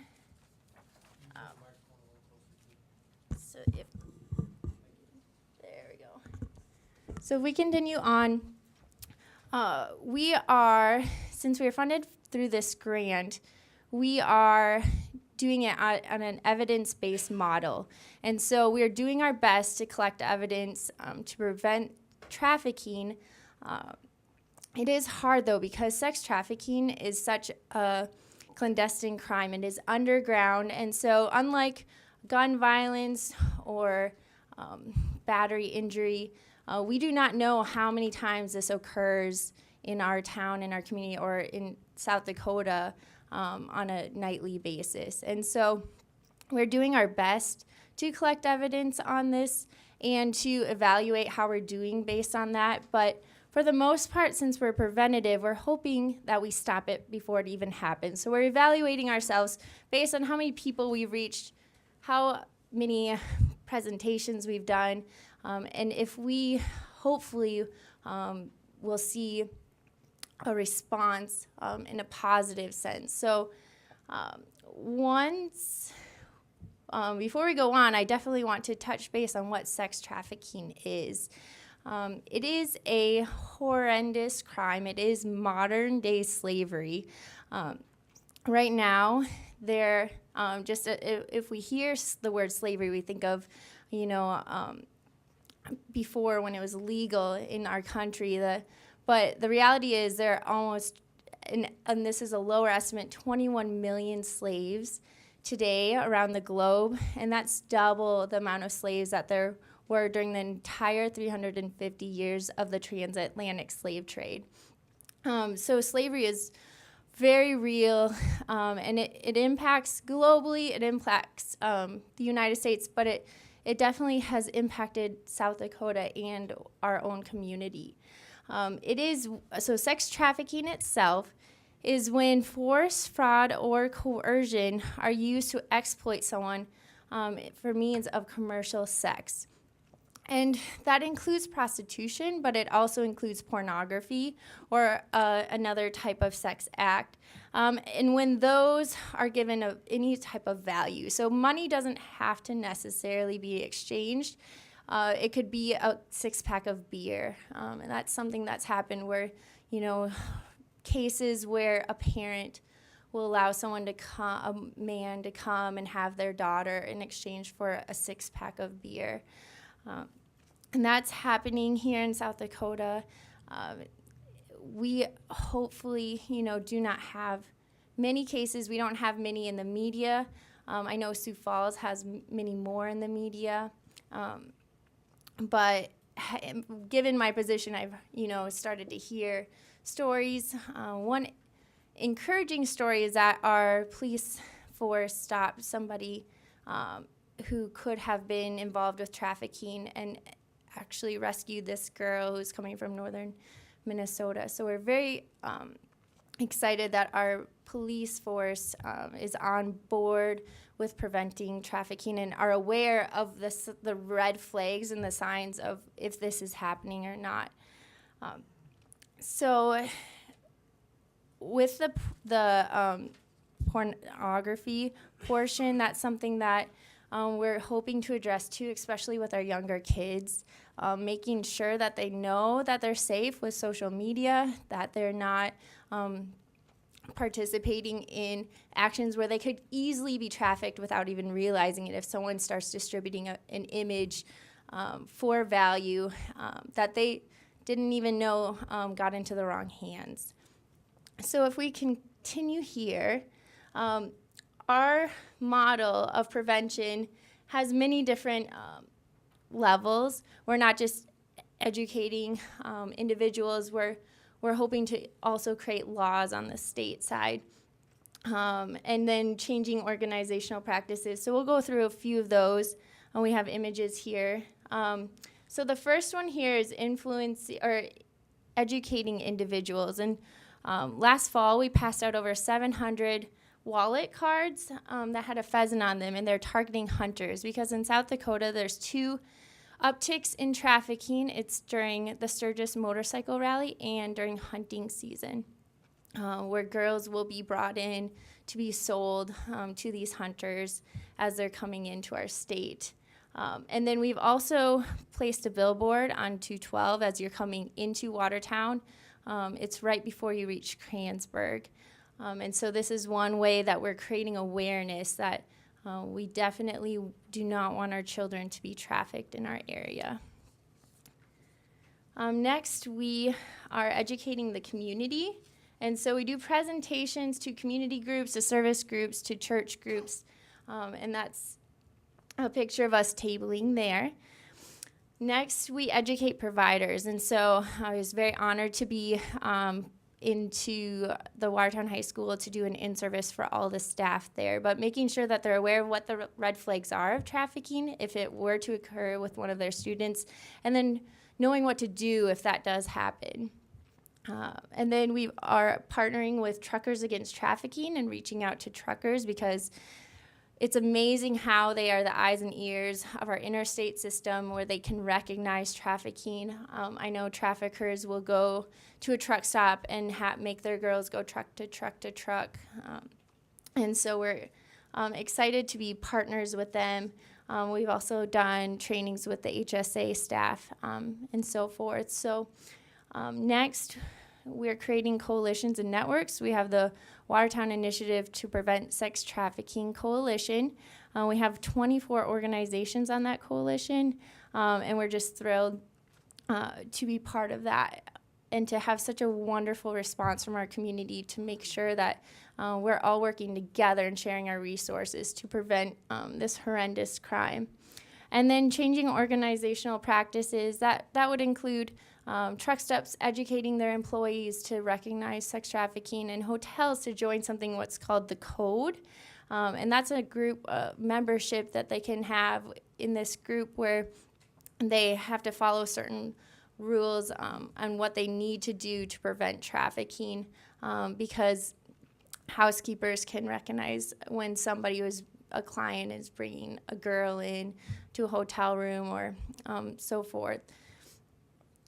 And then lastly, we have changing policies and laws. And so we are honored to work on a bill with Senator Reed Holeen this last session, Senate Bill 168, and he also proposed Senate Bill 169, and those passed. And so we did strengthen our South Dakota law, but South Dakota is considered one of the worst states in the entire country for trafficking prevention laws. And so here's a grade that an organization has given our state, and we're at a D. And so we're hoping that raises a little bit, but we definitely have more work to do there. So next, just a little background about trafficking. Here's a heat map of calls made to the National Human Trafficking Hotline number. And there are 5 or so dots in South Dakota. And so there were 9 cases of trafficking that were called into this hotline last year, and that's nowhere, it doesn't indicate that that's the top number of trafficking that happened in our state. It's just the ones that we're aware of. And so it is happening here. in South Dakota, the most vulnerable population are Native Americans. And so just last week, I got an email from one of our networking partners up in Sisseton, and they had another suspected girl that was 16-year-old girl that was being trafficked. And so those stories would come in on a regular basis almost of our youth being taken by these predators and then exploited. So the risk factors for sex trafficking are included there. A history of sexual violence is a big one, a runaway. But really, the reality is anyone who's vulnerable. And so that's really what I try to tell the students when I go into the classroom is that it can be something as simple as posting on Facebook, "I'm really mad at my mom today. I'm fighting with her. I don't want to be in this house anymore. And a female, in one case here in the U.S., contacted somebody who had said that, a 17-year-old girl, and said, "Why don't you just come hang out with me? Like, we'll just go to my house. Like, you can get away. I totally know what you're going through." And came and picked up this girl and then took her, and it happened that her and her boyfriend were traffickers, and they drugged her and ended up trafficking this girl. So it is so important to be safe online. One of the top investigators from the cities came and did a training with us in Sisseton for the law enforcement there, and he said that the internet and the social media it's like dropping an atomic bomb on the world of trafficking, because so many people are so accessible that are vulnerable. And so many kids are online now on their phones that they can be reached by anyone, anywhere. And that's something that's so important, because here in Watertown, we feel like we have a wonderfully safe, nice community. Everyone's trusting.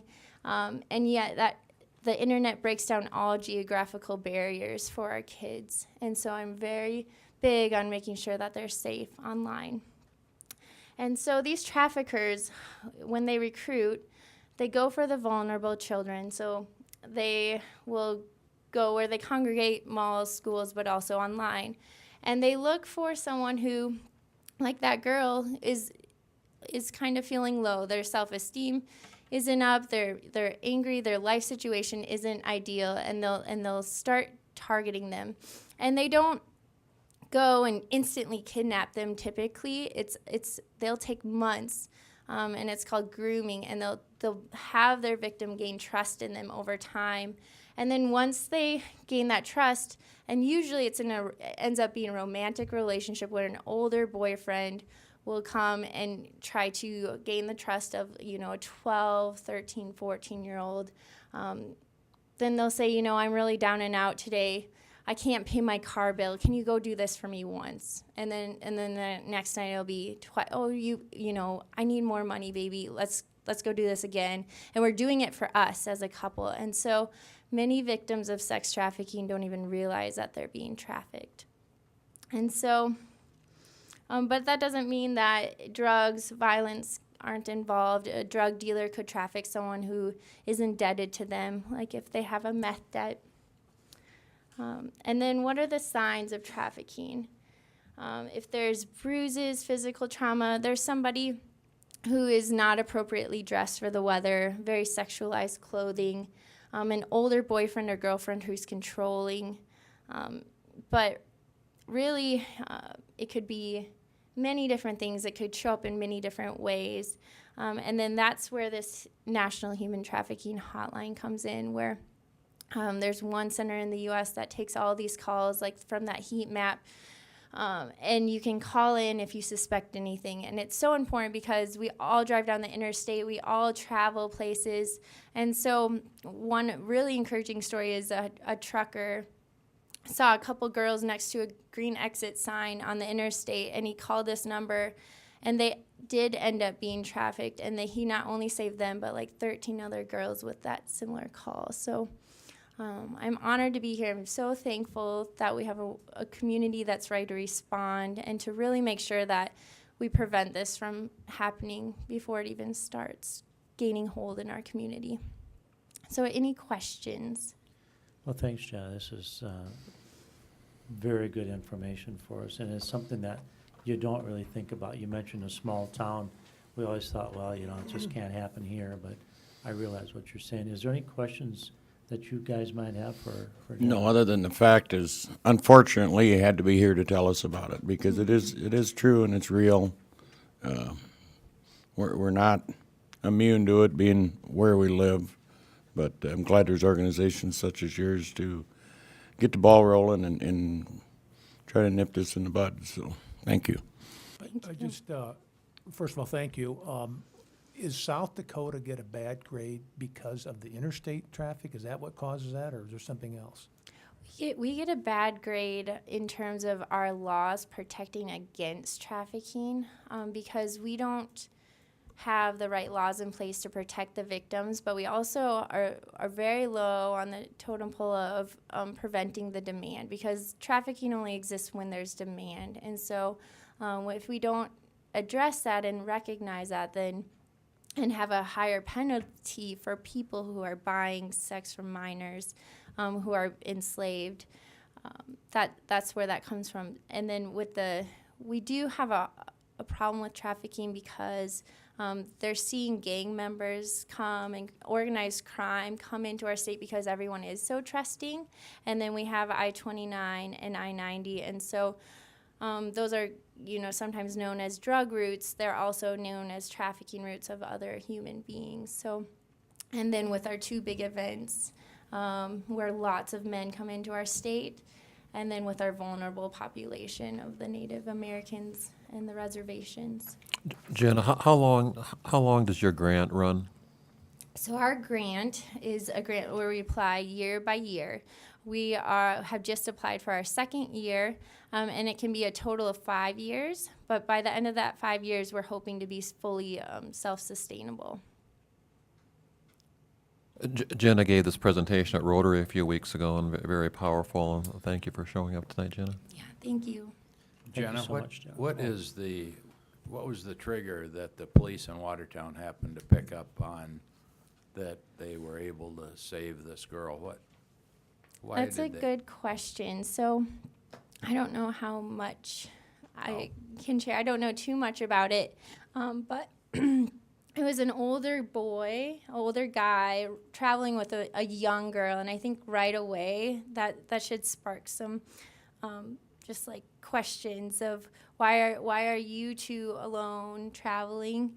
And then at that point, maybe he was answering questions, and she didn't know quite what was going on, and she didn't seem like she had a clue of, you know, where they're going.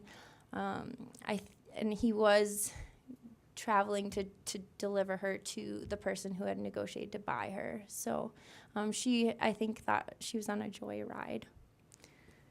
Jenna, what area does your organization work? How outreaching are you from Watertown? So we are, in our grant we wrote Watertown and then a radius of 100 miles, which is quite large. So we're starting here and then working our way out. But we have already started partnering with the West River Human Trafficking Task Force and organizations in Sioux Falls. And so we've helped to facilitate bringing in the same training for the law enforcement that we did in Sisseton to Rapid City and hopefully to Pierre. So we're hoping to do partnerships statewide, but right here with our education with a 100-mile radius of Watertown. Thanks. Thanks for coming too. Yeah, thank you. I think the really important thing here too is not only to hit the children and the healthcare providers and everything else, we need to really drive this home to the parents as well, because until I started working with you, I really had little knowledge about the dark web. And then when I found out what it is and how you can access it and what happens on it, that was kind of a wake-up call for me, because I thought, well, kids can get on that, you know. And so I think educating parents as to, you know, those Snapchat pictures never go away, you know. And so I think that's really important, and I hope we'll keep doing that as well. So. Okay, well, thank you very much. We do appreciate it. Yeah, thank you. All right, we will move on here. Number 4, malt beverage on-off sale license renewal for Number One Casino Incorporated, doing business as Number One Casino at 1006 14th Street Southeast for the period of July 1, 2016 to June 30th of 2017. And I will say that the next, these next four will all be pretty much the same information. They were all, there was a sting, if you recall, later last year. I think there was about 9 casinos that were checked on, and these 4 actually failed, and they had sold to minors. So at this time, I will hold the public hearing. If there's anyone that wants to speak in favor of or against this malt beverage liquor license renewal, this is your opportunity. Hearing none, I'll close the public hearing. I'll look for a motion and a second for discussion. Motion by Mike, second by Bruce. Any questions on this? It was just the one incident, right? It is just one incident, yes. Okay. Mayor, we had talked once about requiring the license holder to come to the council at the night that they are being reconsidered if they've had a violation. Is that, have we ever moved in that direction? Because it seems, I'll be honest with you, it seems a little futile Yeah. to be doing what we're doing if it's, I think you're absolutely right. You know, probably my fault because I did not make that requirement. I think, Lisa, let's put that out there, that if there's any more violations, that the owner needs to come here in front of the council. Kind of let us know what happened. yeah. I think we gotta ask That why, pretty how it nice? happened, and what they do to fix it. Yeah, I think we've talked about we owe that that the to last couple ourselves. of We years. talked and- about it, yeah. and I apologize. I should have remembered that and brought them forward. Is that fair enough? Okay, we'll do that. Any other questions? That being said, is anybody here from this place? No. Okay. No, I don't believe any of them are here. Right. All right, so I will look for council action. All those in favor say aye. Aye. Opposed? Motion carried. Number 5, malt beverage on-off sale license renewal for Magic Mile Casino Incorporated, doing business as Magic Mile Casino at 520 and a half 10th Street Southeast for the period of July 1, 2016 to June 30th, 2017. At this time, I will open the public hearing if there's anyone who wants to speak in favor of or against this. Hearing none, I'll close the public hearing. I'll look for a motion and a second for discussion. Motion by Bruce, second by Randy. Any questions on this? Same thing holds true. They were selling to minors at the time when the sting went through. So if there's no questions, I'll look for council action. All those in favor say aye. Aye. Opposed? Motion carried. Number 6, malt beverage on-off sale license renewal for Horning and Lower Incorporated, doing business as Winner's Circle at 103 5th Street Northeast for the period of July 1, 2016 to June 30th of 2017. This time I will open the public hearing if there's anyone here that wants to speak in favor of or against. Hearing none, I'll close the public hearing. I'll look for a motion and a second for discussion. Motion by Beth, second by Bruce. Any questions on this? Hearing none, I'll look for council action. All those in favor say aye. Aye. Opposed? Motion carried. Number 7, malt beverage on-off sale license renewal for M&M Foxy's Incorporated, doing business as Foxy's at 137 5th Street Northeast for the period of July 1 of 2016 to June 30th of 2017. At this time, I'll open the public hearing if there's anyone here who wants to speak in favor of or against this. Hearing none, I'll close the public hearing. I'll look for a motion in a second. So moved. Okay, who do we have? I'm sorry, I got John and Glenn. Motion by John, second by Glenn. Any questions on this? Hearing none, I'll look for council action. All those in favor say aye. Aye. Opposed? Motion carried. I think what we've done tonight, guys, is it does seem a little strange, but I think we just put them on notice that if they do have these, they're gonna have to come in front of you guys and answer questions of why it happened. Fair enough? Okay. Steve, Mayor, is that ordinance language, or is that, how is that done? Is it For- just procedural, or is it an ordinance language that has to be changed? For bringing this in, this is just a procedural policy that we put in place as a council. Okay. Yeah, so we'll change the procedure, yeah, Before it used to be they were all just grouped together whether they had a violation or not. right. Now we've taken the ones out that have had a violation and do those separate. But, Right. oh, is that? Okay. So we'll do that. We'll have them come back in and visit with us. All right, so we'll move on here. Number 8. This is kind of like a booze night, I think. You know, is everything on here is all about liquor. Mayor, Oh, Mayor, I do cow. have this question though. If they don't appear, do we then just put it off to another meeting? Yeah, I would think so, that if they don't appear, somebody should appear on their behalf. Would we have the opportunity to kind of hold their license up for a while? 30 days? That we'd have to ask the state. They tell us when we have to have everything back to them so that they can have the license Right. issued. But I think you So can suspend a license for a short time. I believe we can as a city. I don't know. I'd We'll look I'd into have it. to ask that. There's I no think we way. need to know, there needs to be some sort of repercussion if they don't show up. Or otherwise, just don't show up and So Lisa, you'll check on that for us? Perfect. Fair enough, guys? All right. Number 8, application for a transfer of retail on-off sale malt beverage license from Cloud9 Golf Course Incorporated, doing business as Cloud9 Golf Course, which is an inactive license at this time, at 625 20th Avenue Southeast, to Cloud9 Golf Course Incorporated, doing business as Cloud9 Golf Course, which it will become active at 625 20th Avenue Southeast. So at this time, I'll open the public hearing if there's anyone here who wants to speak in favor of or against this. Hearing none, I'll close the public hearing. I'll look for a motion and a second for discussion. So moved. Motion by Dan, second by Don. Any questions on this? How long does this have to be active now? Because they don't they kind of go in and out of active here on this one? They haven't. When they pay to have this activated and then it was renewed under the consent agenda, because you have to keep your license renewed, it's renewed for a year. So whether they have any activity or not, they can sell for a period of 1 year. And then it'll have to be renewed again and they'll have to pay the renewal fee. Right, and at that time, they can either inactivate it or they can leave it active. Correct. Liquor license is the only one that has a requirement that it has to be active 60 days in a 2-year period. Malt beverage does Shelley, not. is this the third year of that Cloud9? Wasn't there an issue they had to be in the city for?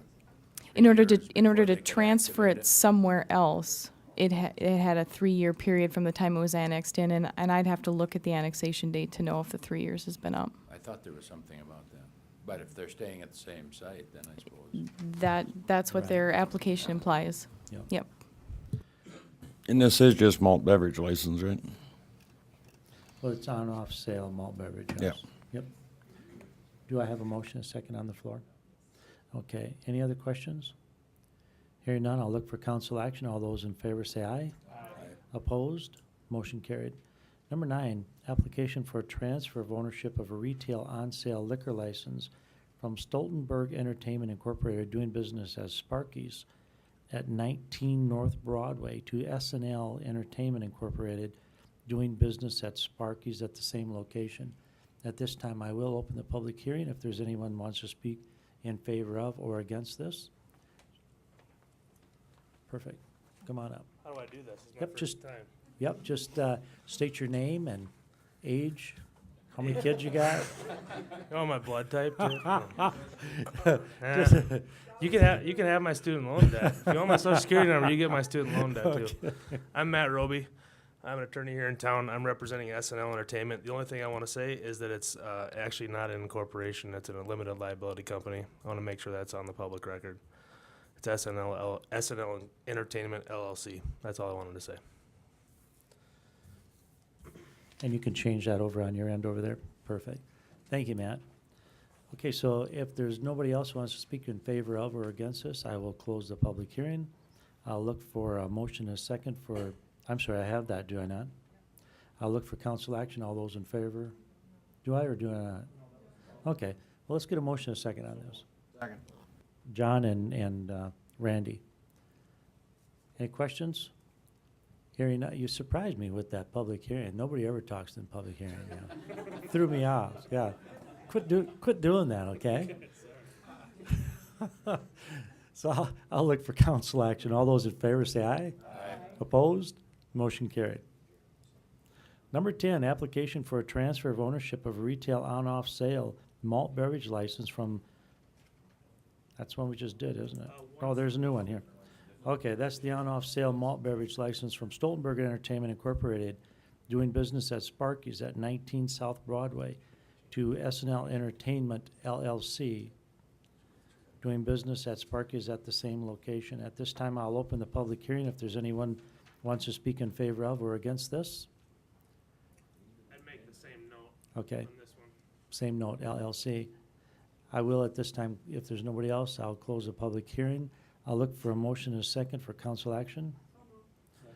Motion by Beth, second by Glenn. Any questions? Hearing none, I'll look for council action. All those in favor say aye. Aye. Opposed? Motion carried. Number 11, application for a special event retail malt beverage on-off sale license and special event retail on-off sale wine license to Lake Area Zoological Society at 800 10th Street Northwest. At this time, I will open the public hearing if there's anyone who wants to speak in favor of or against. Hearing none, I'll close the public hearing. I'll look for a motion and a second for discussion. So moved.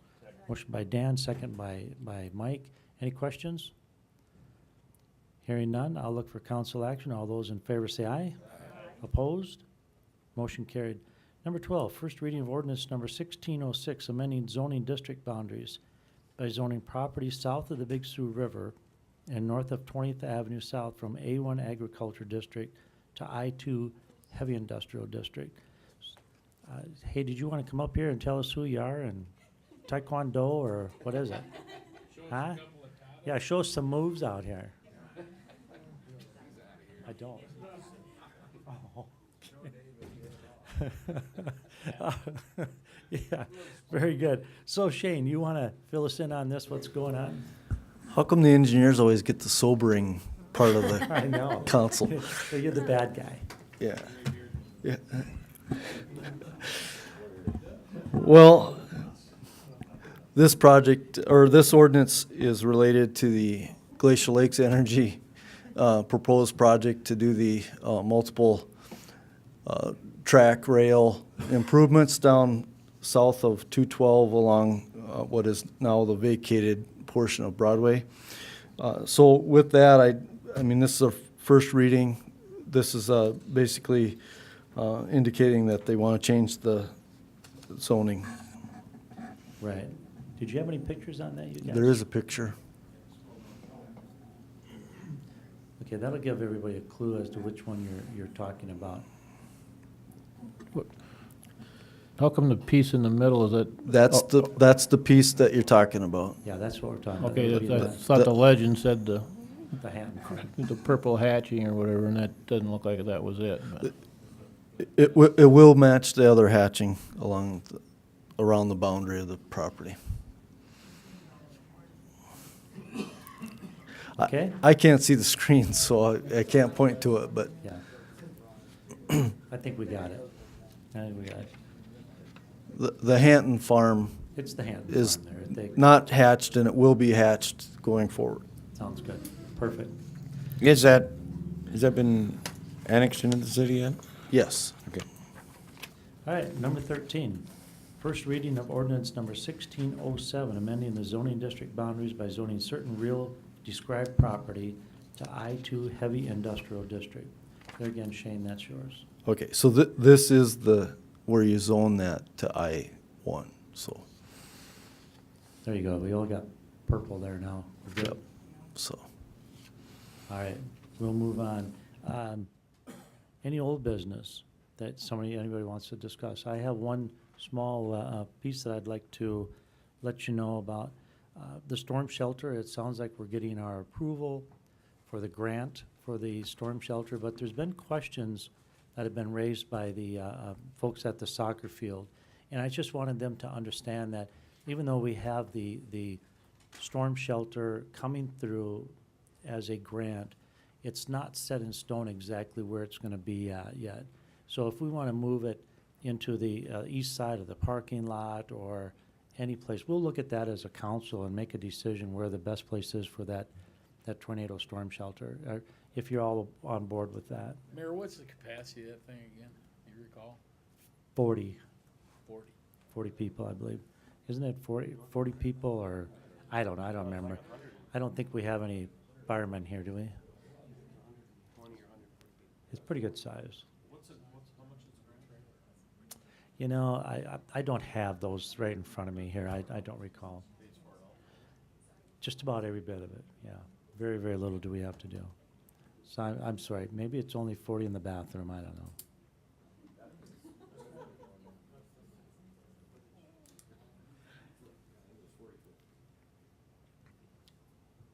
Okay. I'm also going to ask the council on another issue, the ball fields. You know, we've been working extremely hard on those, and we've had some changes. What I'm asking the council is that you go ahead and give the mayor the authority to go up to about $5,000 on any change orders so that we have everything under control. If there's anything big, it would come back to you folks, like if there's a $20,000, $30,000 change order, something like that, or 6,000. Is that one 5,000 or 5,000 total, or? No, it could be numerous 5,000s. What it does, it gives you an opportunity of, when they come back to us and say, we've got to change this fence line over here. you don't it have to gives go the through mayor all the that. authority to do that, whether it's $1,000 or $500, but up to $5,000. It doesn't hold the project up for one Right. small little item. Because if so- we had to do that, you know, we would have to wait 2 weeks probably for a council meeting to look at a change order. You know, I might add too, Mayor, that we have had, you know, we will continue to have regular meetings, you know, so if they do have a change order, they have to justify that to some degree. And we'll typically get some email in regards to that prior to the meeting, so I wouldn't, I don't think you would anticipate a whole lot of that, but it could happen, so. And we've been very fortunate on all our projects that there just hasn't been that many change orders. So do we need a motion, a second on this? To get it into the permanent record, yes, and Okay. then. I'd make a if you- motion. Do you want to clarify, is it just for this project, or is it Yes. for any construction project? Just be Well, clear we're about gonna what have your more- motion We're gonna have is. more projects coming up, you know, because we have, Right. the community center's already in the CMA. Right. The CMAR, so we're covered on that. Yep. I think just for right now, Just- let's go just this just- particular project.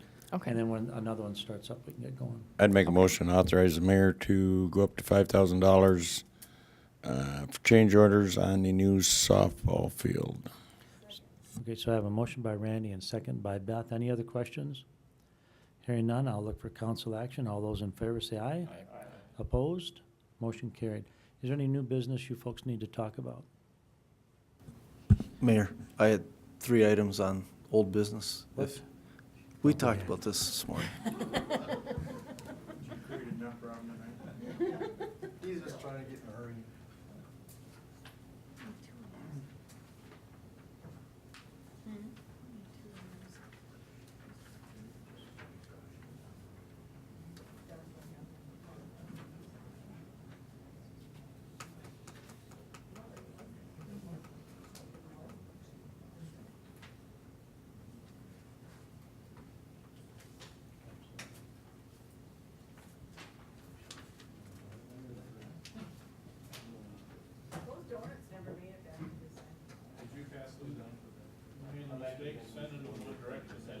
Yeah, me too. They were, you were in.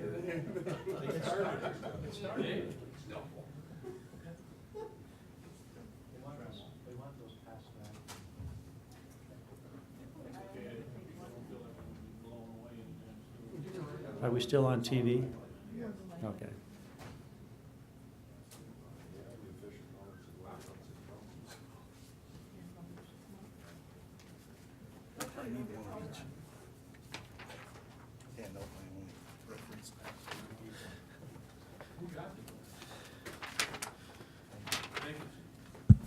All right, am I back on?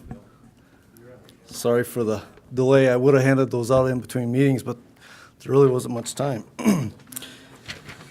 The single sheet that's double copied is related to the Memorial Park bike trail project that we received federal funding through the state to construct.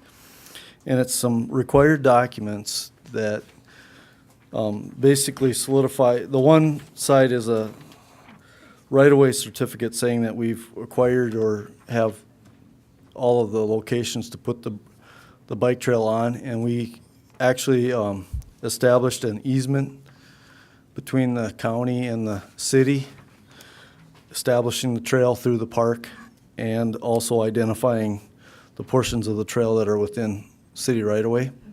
So this document needs to be signed by the mayor on behalf of the city and sent to the state. So then the other one is a requirement where we have to notify all of the utility companies that may exist within that same district. And every company that you see listed on that document received a letter from our office and basically putting them on notice that we're putting the bike path through there, and if they have any impacts, then they can notify us. But with that said, I would like to ask for permission to have the mayor sign these two documents so we can submit them to the state and essentially start moving towards taking bids on that project. Perfect. So I think what we'll do, Shane, you'll need a motion and a second for that. Correct. Motion by Dan, second by Bruce. Any questions? Do we look at any, we're probably not looking at any of this construction being done yet this year? Oh, no. I think the plan is to have the bike trail completed by the end of the fall. Good. This doesn't connect all the way yet. We still got a piece left to finish This would after be this. just a part through Memorial Park, right? Correct. It does stop short of the public roadway on the west side. I can't remember what the name of the road is right now, but it stops in the park, I'll say it as simply Any as that. anticipation time to complete, excuse me, to complete that around the lake? No timetable at this time. Okay. Any other questions? If none, I'll look for, Shane, tell me about when you get through the park. Remember, there's been that long conversation, and it's not Pelican Road. What is that one called? Anyway, you know which one I'm talking about. Where is that next part going to be? Has that been decided? That is We were Parkview out there, Drive. We've all been there. Parkview. Parkview Drive. Parkview Drive. Spencer, can you put my screen on? Okay, so right now, the trail ends in this cluster of buildings in the parkway.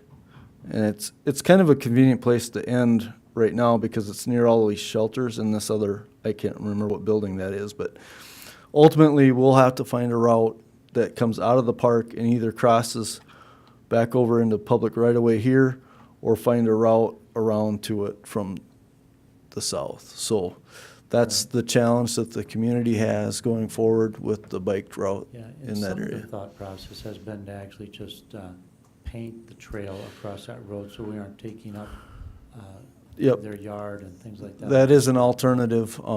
The state monies and things like that cannot be involved in those kind of projects, so that would be all private community piece of the Right. I trail. thought we had it kind of clear when you went straight across there. It was a great spot to go through there, straight through. But that was kind of shot down too, wasn't it, a little bit? That's what I understand. That all happened before I arrived, but we can certainly revisit that property owner and see if they Absolutely. have reconsidered. Okay, so that's that. But we need to vote on this, I believe. Yeah. All in favor, say aye. Aye. Opposed? Motion carried. Thank you. All right, Shane.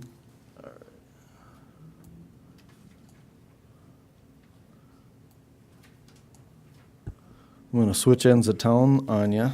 The multiple page document I handed out is an engineering agreement between Austin Engineering and the city.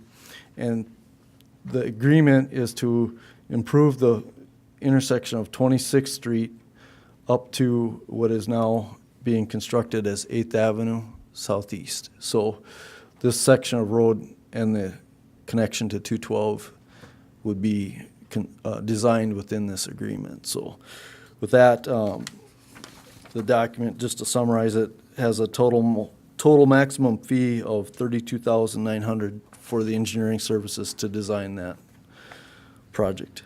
Right, and I think we have dollars budgeted in that particular project to do 26th Street, which takes it kind of right down onto where 8th Avenue connects up to it. Correct. So what I'll do is I'll look for a motion and a second on this. Motion by Randy, second by Beth. Any questions on that? So is this portion of the road, are we funding that too, or? Yeah, we actually are funding 240. It's in the same agreement as the others were. Yep. Okay, I'll look for council action. All those in favor say aye. Opposed? Motion carried. Any other things, Shane? I do have one other item, and that is regarding our, and I guess you got my screen still up? Okay. So the image that you see on the screen is the pictometry, and we had that last flown in 2014. At the time that that contract was signed, we had one other flight included in that contract.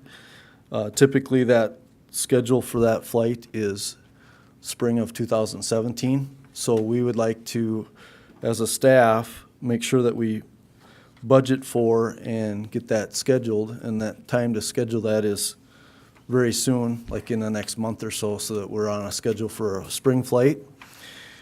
Just to remind you on what the agreement that we signed multiple years ago is the second flight was listed at $109,692.50. We have an agreement with the county that allows us to invoice them and pay for 50% of that amount. And so we would plan to move forward with that same 50-50 arrangement with this flight. And we've actually had a meeting today that indicated that the county still is on track and is preparing a budget for that. So that, and then one item that is related to that requires a little bit more immediate action is there is a $615 per year fee that is a component of this that's in additional to the amount that I previously said. And what that does is it allows to, there's a portion of Pictometry International Corp that has a Pictometry Connect. And what that is it's if I'm out and about or somebody's out of the office, they can use their smartphone or a tablet and they can connect into the pictometry information and data remotely. In addition to that, the wastewater plant, because they're not tied to our internal servers in this building, they use the Pictometry Connect for their access to the pictometry, as would the police department, the fire department, anybody else. And we have about 68 users that are included in that Pictometry Connect. So that $1,650 fee is pretty cheap when you boil it down to who all has access to that data. But right now, I'd like permission to continue that service in the amount of $1,650. Yeah, I don't know, do you really need any kind of a motion on this? Won't this be budgeted for next year? I think Well, we just kind of need to know that we're all on board with it, don't you? I'm asking for permission mostly because if we don't fly or continue our contract with Pictometry, then this dollar amount would go away as well. Right. So What if we used ADI and had like Mike and Glenn on each side of the plane and we'll just go over and take pictures? only with Polaroids, right? Huh? With Polaroids? Yeah, well, that or with the new cell phones, I mean, they're great pictures. Why not Randy and me? We could do that. We put you guys in The twin engine, the twin engine. Shane can- I'm just picturing Randy. Hey, Shane, is this something the council could have access to as well? Would you have, or would you be needing all the licenses? Well, I think we had up to 100 users available, and we've only managed to fill 68. But it is unique data, but it certainly would probably require a little bit of training to be able to utilize it properly. But Yeah, and your people use it all the time. First District uses it. I mean, this is something Right. that's every day. correct. Yeah. We did have some training through First District, so. Yeah. So are you asking for some kind of a motion to Well, continue on? Are you okay with me spending $1,650? What do you want? As long as it's not more than 1 year and it's a budgeted item that's already been approved through council, it doesn't need any additional approval unless That's kinda you what I think there thought. needs to be. I don't know that I have specific approval for this in a You got budget. it, man. Okay. It's there. I'm sure you can find it. All right. It's late enough, Shane. You know, Okay. Thank you very much. That's all I had. You're good. All right. Okay. Quick one, Shane. Any update on the Ward A drainage issue we've been talking about? Yes, you're talking about up in the northeast corner. In fact, the engineer just told me that they're finishing up their quantity and cost estimating portion of that work right now. We'll have to get those plans and then review them and go forward from that. So. Thank you. One other thing I wanted to visit with you folks about, and it deals with retail. And, you know, we just had the Hobby Lobby announce that they're coming to Watertown, and that was, I think it's a great thing for Watertown to get this particular business. It has anywhere between 30 and 50 employees, and they'll be nicely paid. You know, I think it's for full-time, it's almost $16 an hour. For part-time, it's $10.37 or 32 cents an hour. I think it's going to be some great jobs. But here's my question. You know, we spent hours and hours and hours on bringing Hobby Lobby into town. And we're also going to the Recon at the end of May. This is something that cost the city about $4,000 for two of us to go to Recon for that 4 days. Recon is a retail convention in Las Vegas. That's how we got Hobby Lobby here to Watertown. We made an appointment with them, we talked to them, and then it just ended up with numerous conversations. But here's where I'm going with that. We have an opportunity to do as Aberdeen did and Brookings did, Sioux Falls did, Pierre is looking at, and it's to hire a firm that can actually represent Watertown at the recons. And you have to realize that there's more than one recon that goes on in a year. There's Las Vegas, there's Chicago, in LA. There's about 5 of them that go on every year that they can promote our city in front of all these people that they deal with. I think it's something that we should really consider, even for our meeting coming in May, that they have the opportunity to visit with different retail organizations in Las Vegas on behalf of the city of Watertown. And as you know, we do have the Watertown Development Company, and they do not deal with retail. And I understand that. I fully understand that they're kind of focused in on the commercial aspect of manufacturing and such. So it's like $40,000 a year in order to bring these people on board for the city. You do have to sign a 3-year contract. I've met with them in Birmingham when we were down there. It's $40,000 a year. You sign a 3-year contract, but you have an opt-out after each given year.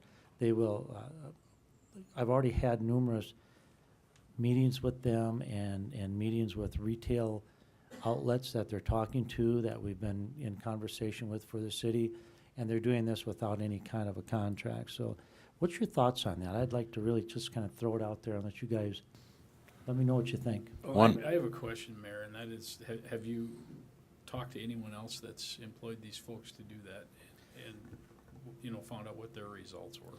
As a matter of fact, I have. I've talked to about 4 other cities, and these cities are all about the size of Watertown. They've had extremely good luck. It seems like a lot of the activity right now has been a lot of restaurants, you know, that they're dealing with, and not so much the big Hobby Lobby stores or anything like that. But I would like to open up some conversation with them. It's not that I'd like to hire them quite yet. John and I will be going to the Recon in, is it the 22nd, John? Something like that. There's other firms that do this, and I think we should really, as a city, open it up and see where other ones are at. I can tell you that none of the cities that I talked about in South Dakota are using this particular one. I would hate to use, frankly, the same one they're using. I just don't think that would work very well.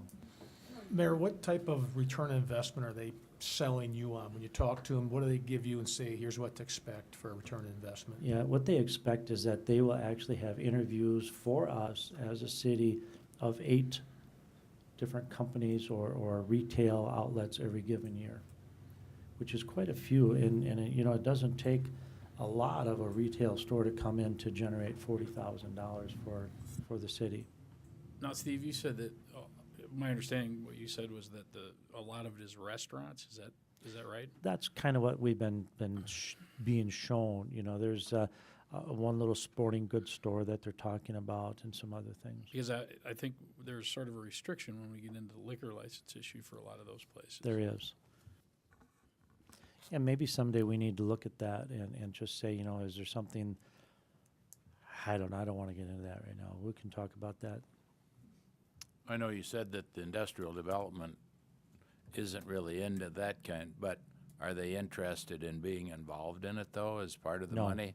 Because I would think if there's something to be built or land to be bought, then there they would be. So maybe they'd be interested in half of the money to pay for that. I doubt it, but I will tell you this, they were very helpful bringing in the Hobby Lobby, because Craig and I had discussions with them in the very beginning, and then when it kind of blossomed to where we knew what was going on, they kind of bowed out of it. And the development company is very good. I got to tell you, Craig was one of the speakers at the last meetings about finance, how they can help companies do the financing.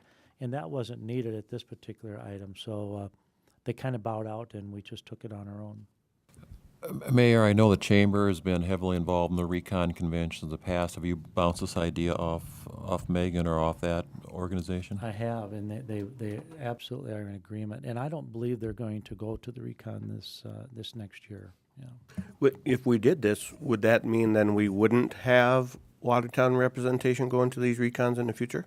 No, I think you absolutely have to have, because what they do is that these companies then line up meetings with you, and they've kind of done the footwork with them. They know that these folks are looking to expand into South Dakota, and they're looking at Watertown, and then we would have more of a warm reception.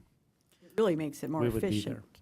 Basically, it takes all that time you would have normally spent setting all that up, and it's much more efficient then. You can spend your time negotiating and talking and selling rather than digging around finding somebody to talk to. You're absolutely right. It is more of the selling part rather than the cold call. That cold call is kind of tough. You call them up and say, hey, I'm Steve Thorson from Watertown, South Dakota. You got time to talk? And they'll have that. that's all done, But yeah. here's one thing I got to say about, if it's heavily in the restaurant part, you only got so many pieces of pie in a restaurant business in Watertown, so, Well, I would agree. yeah. Yeah, it seems Steve, like how many are there, communities do they represent? Sorry, Mike. How many communities do they typically represent at a given time at these things? They have, when I was down in Birmingham and talking to these folks, at that particular time, they had about 70 clients that they're working with. It's not a big firm. It's a smaller firm that I feel as though they can understand what we're after, what we're looking for. Have we looked at any other firms other than these folks? We at this have, and point? John and I will be meeting with those firms in May, yeah. But I kind of wanted to touch base with you and let you know that that's kind of the direction that I think, and I could be all washed up, but I think the city needs to do something. We need to be on board, because when you take a look at something like Hobby Lobby, and you guys all know it, they're going to bring over $100,000 to the city in the 2% sales tax. They've got the 30 to 50 jobs. There's going to be houses being bought. It's a big deal for us, and it just is. So I think that we need to get on board. Well, I would agree that, that we need to get on board on that. It's a great opportunity. I would definitely entertain the idea that you guys look at some of the other firms, though, while you're out at the Recon show, and I'd like to see something a little bit more aggressive than, you get a Hobby Lobby or something like that, and a restaurant builds next to that, that's fine, because they're bringing in extra people that help support that, so.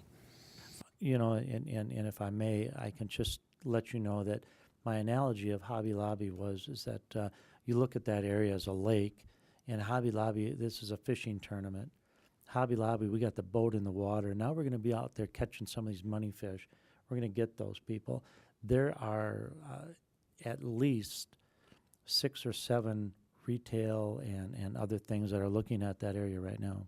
And I know that 2 have closed on property, and there'll be some announcements coming. I had an understanding too that some of the larger stores and organizations are looking at a model. They're looking at changing a model that can go into smaller markets and still be successful. So they're looking at the size of the building. So it gives an opportunity for us to have a store that we would not even imagine would ever come here. Have you heard that too, that they're? Well, yeah, just to give you an idea, I did talk to Kohl's, and Kohl's has a downscaled model of their store. They kind of flat out told me last week that they're not ready for Watertown, but I think in the very near future they will be. So we need to continue to be on them. And that was one of the interesting things. This company I was talking about, they deal with Kohl's. They work with them all the time, and they put them into towns. But please don't take it that it's coming, okay? It's not. Just want to be there. I want to be on record there that, guys, okay, you got it now? Okay.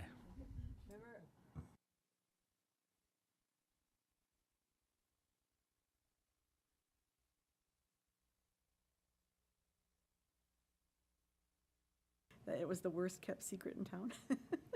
Well, it was, and one of the things is, Shane, when they brought in the plat and we got the plat all worked out, it was called the Hobby Lobby plat, and that was filed. That was filed with the courthouse, and everybody in the courthouse knew about it. I'm just telling you, it went around like wildfire.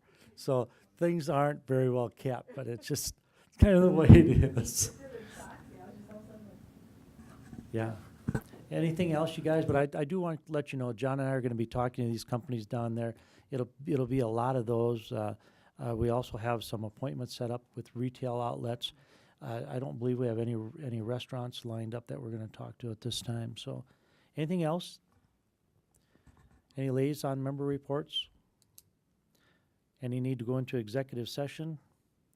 Otherwise, I'll look for a motion to adjourn. So moved. Motion by Bruce. Second. Second by Glenn. All in favor, say aye. Aye. Opposed?